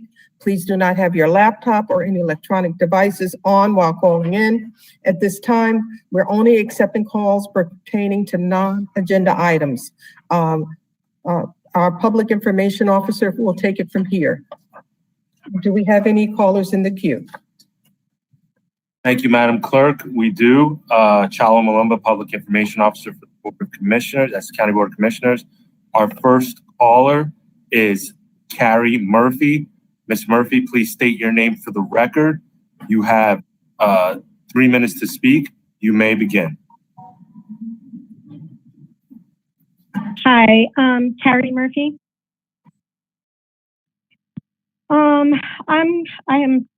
I started calling out for one reason, but after listening to this meeting, it was completely disturbing that you all would laugh about, hey, it's just doing business using Aetna when you have a lawsuit with them going on in another manner. It's just taxpayers' monies, right? It's perfectly normal, right? That was really shameful. How about you guys start using Aetna dental services or any healthcare services at the Essex County Jail? Why don't you start doing that? Any healthcare services. I know that you guys had 2 deaths in the jail in April 2020. Can anyone tell me how many deaths you had since, let's go from just 2017. Let's go just to then. How many deaths? How many freeholders, or I guess now commissioners, how many commissioners are going to send holiday cards to those families where they had deaths of loved ones in that jail? I don't know. Why don't you spend some of our tax monies and get them a nice fruit basket? I'm sure they'll appreciate that. It's disgusting and shameful. And then I'm listening to monies for the turtle zoo to feed the animals. Nice. How about feeding the people in the jail some non-moldy foods? How about that? Why don't you take our tax monies and do that? How about you guys all take your family for the holidays, whether you celebrate Hanukkah, Kwanzaa, Christmas? Why don't you take your whole family, bring your kids, spend an afternoon at the jail and sit with an inmate or detainee and have a nice moldy meal with them? Disgusting and shameful. Now, let's move on to the other thing I heard about fixing, and I say that loosely, fixing the jail. The construction workers, I don't know if I heard plumbing. Are they all going to be union workers? Any of you Democrats getting a kickback from those construction vendor services? I would like to know. Let's talk about storing the sheriff vehicles along with Homeland Security You have vehicles. 30 seconds. How convenient for you people. I want to read the ODA directive. Provided access to ICE to a detained individual for an interview. You guys have the most out of all the jails in the county, 360 cases.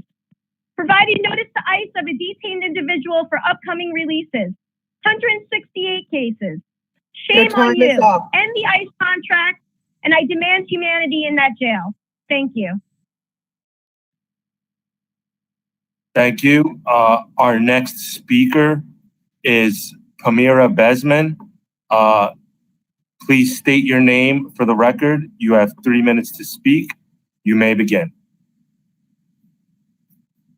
Pamira Bezman.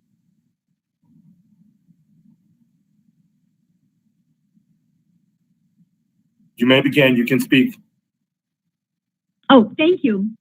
Hello, honorable freeholders, Mr. President, Madam Clerk. Thank you for the opportunity to speak. My name is Pamira Bezman. I'm a resident of Essex County and a community leader and a business owner. I've built my professional career in the corporate pharmaceutical industry, working for some of the largest global corporations in different roles of responsibility in anything from new products, marketing, R&D, and global strategic operations. I have personally managed US-based and global teams working on pharmaceutical and over-the-counter products, personally led the flu vaccine program nationally for one of my employers. So I am a bit knowledgeable about the development cycle of ethical pharmaceuticals, proper protocols, and the product life cycle for safe and effective products. I'm calling in to specifically comment on the vaccine program you mentioned as your agenda item number 1. I'm quite concerned about the fact that this vaccine, using an experimental first time ever mRNA technology, is being rushed to market with a significantly truncated timeline. It skipped animal studies and proper clinical trials. I'm very concerned that all SARS-CoV vaccine development attempts since 2002 failed due to test mammals dying when challenged with the wild virus, and this step was skipped for the COVID-19 vaccine.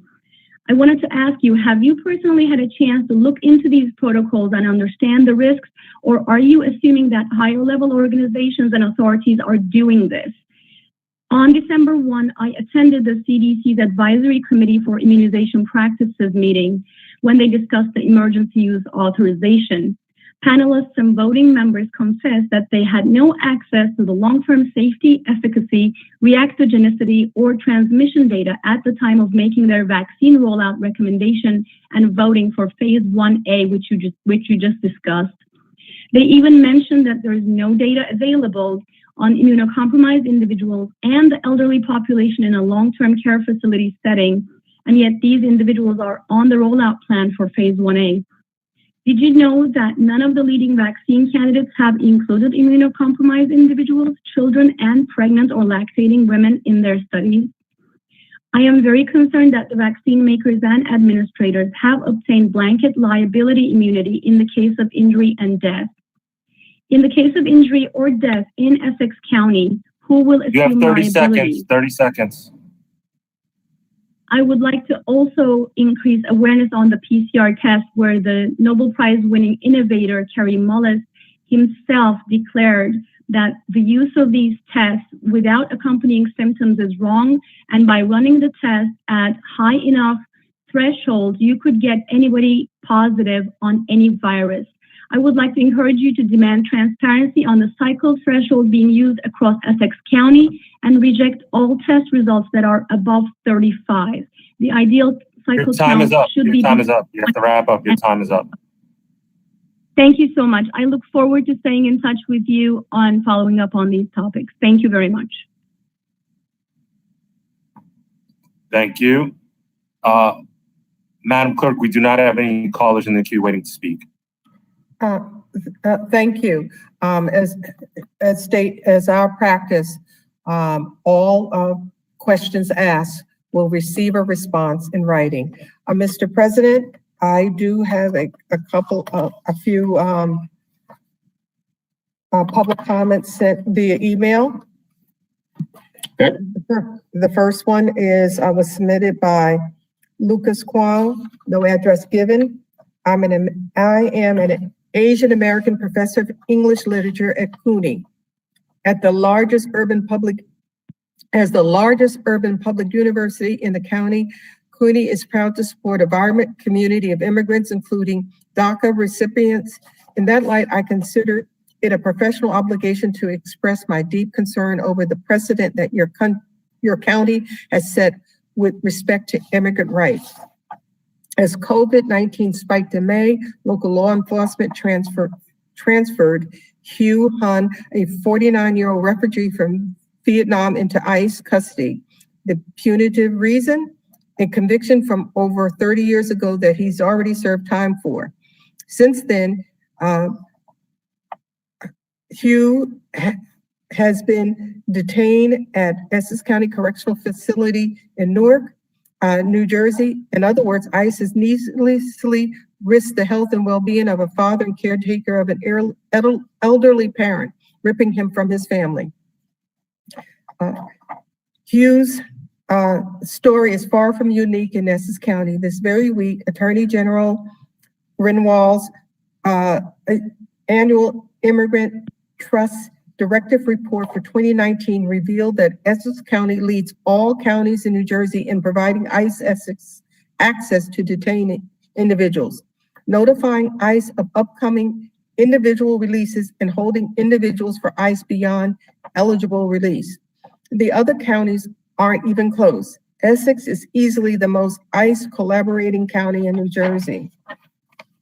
In defending its ICE contract, Essex County officials raised the question of where people will be transferred to if the contract ends. Last week, ICE answered that question. It will keep people in New Jersey.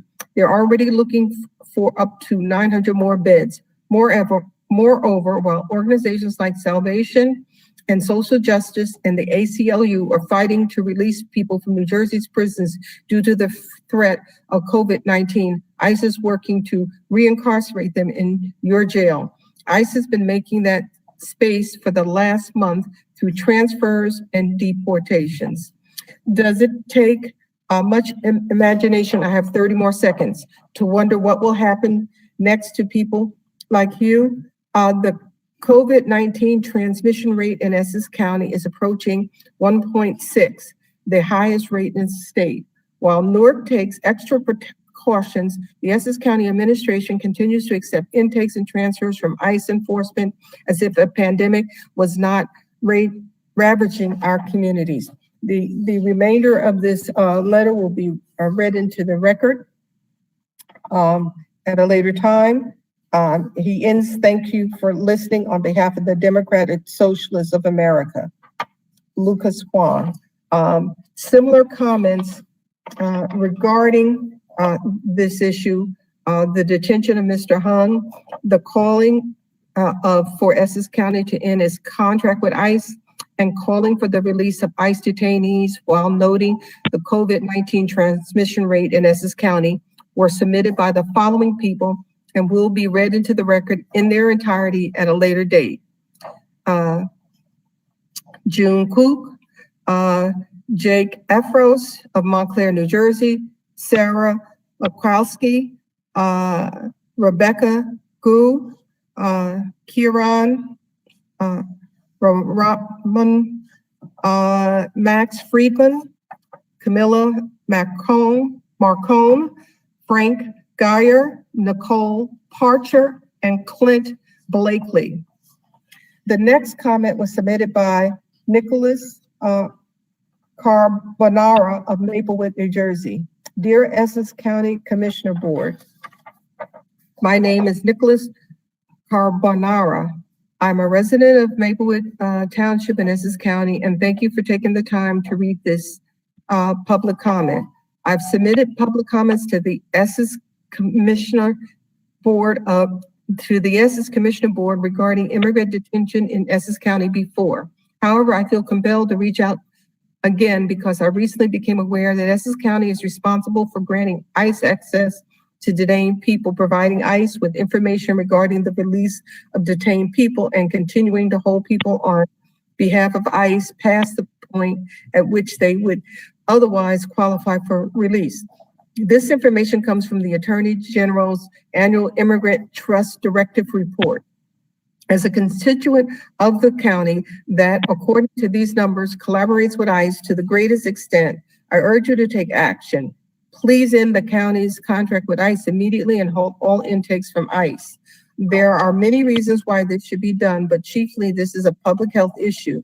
In the midst of the pandemic that is expected to swell to its highest point in the next few weeks, and in a county that has among the highest COVID rates in the state, the risk posed to incarcerated people in Essex County has never been higher. I believe direct, immediate action is needed to prevent more deaths. As you may be aware, 61 organizations called upon Hudson County to end its contract with ICE, including, among others, the American Friends Service Committee, Doctors for Camp Closure, Faith in New Jersey, New York State Youth Leadership Council, and Unidad Latino in Action, New Jersey. They were joined on Tuesday by a large number of individual New Jerseyans, including formerly detained people, lawyers, doctors, activists, and other concerned citizens. I believe that this outpouring of the concern is not restricted to Hudson County alone. I say this as a resident of Essex and as someone who has come to know many in my community and beyond who share these beliefs. Please take action in Essex County contract with ICE immediately. Halt all intakes by ICE. There is very little time for delay. Okay, the next comment was submitted by Gillian Morello of Montclair. I demand that you immediately halt all intakes from ICE in interest of public health and that you work responsibly to end your contract with ICE altogether.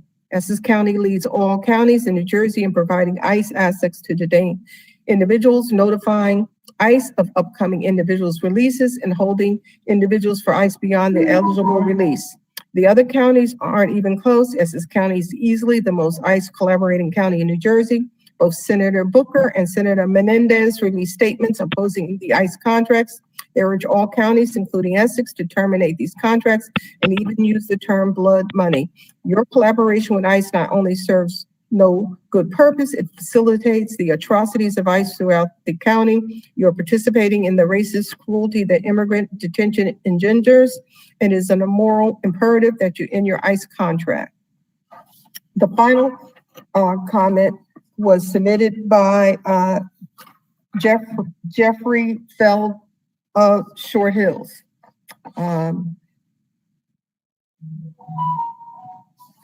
Okay, and this is for non-agenda items. And this is number 6. He had a list of several, and the first 5 were for agenda items. Did the board president review and authorize the December 11th, 2020 written response to Attorney Phil? Number 7, when did each freeholder receive a copy of the state's long-term tax exemption law handbook issued on or about November 18th, 2020? Number 8, when did each freeholder learn that the DLGS executive director, a local finance board chair, under whose watch the September 24th, 2020 virtual meeting guidance and long-term tax exemption handbook were issued was to become the NJHMFA Executive Director effectively January 1st, 2021. Number 9, with respect to the county 2020 calendar year 2020 audit, what steps has the county legislative branch taken to ensure adequate mandatory annual long-term tax exemption audit disclosures in the upcoming calendar year 2020 audit to be prepared by Samuel Klein and Company? Number 10, what steps has the county legislative branch taken to collect all long-term tax exemption revenues due the county from all Essex County municipalities under the long-term tax exemption law?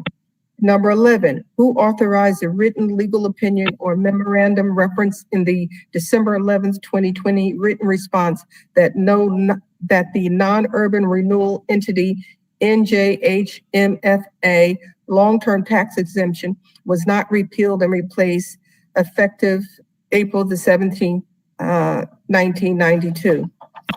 Number 12, who authorized a written legal opinion or memorandum reference in December the 11th, 2020 written response that no long-term tax exemption revenues are due and owing the county? C, City of Orange Township, calendar year 2018 and calendar year 2019 audits. Number 13, who authorized the written legal opinion or memorandum reference in the December 11th, 2020 responses that the county's long-term tax exemption audit disclosures were adequate? See City of Orange Township, calendar year 2018 and calendar year 2019 audits. Number 14, who authorized a written legal opinion or memorandum that the same lawyer can simultaneously represent the county's executive and legislative branch in a Newark 2 annual audit disclosure and collection dispute? Time is up, and the remainder of this letter will be read into the record in its entirety at a later time. Mr. President, that concludes the public comment session on non-agenda items.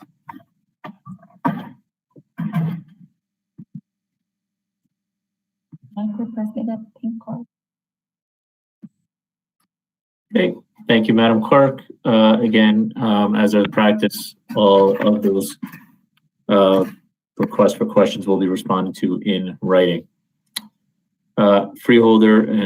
Commissioner comment session. Any comments? Just to say, I believe, Madam Clerk, according to the schedule I was given, we will not have a meeting on the 30th. It is unlikely, Mr. President, that we will, but we did advertise as a placeholder in case something critical comes up from administration. If there is a meeting, it will be a very short one. But it appears at this time that is unlikely. Okay, just so there's no confusion, since the agenda that's posted says our next meeting will be in January. So I just don't want there to be any confusion for anybody who's watching now or who has looked at our agenda for today, which lists our next meeting as January 6th. There may be a meeting on the 30th. If there is no meeting on the 30th, just wishing everyone out there, all my colleagues, to have a happy and healthy holiday season. If you've already celebrated Hanukkah, Merry Christmas, and a Happy New Year if I don't see anyone between now and then. If we don't meet on the 30th, looking forward to seeing everyone at our reorganization meeting on the 6th of January. That is all that I have. Do I have a motion to adjourn? Before we adjourn, Mr. President, I'd just like to say happy holidays to each and every one of you. For those of you who are still out and about, be careful out there. The snow is coming down, and have a safe and healthy holiday to each and every one of you and your families. Have a good night. I'll make the motion, Mr. President, to adjourn. Second. Very good. Meeting adjourned. Thanks all. Thanks. Night, everyone.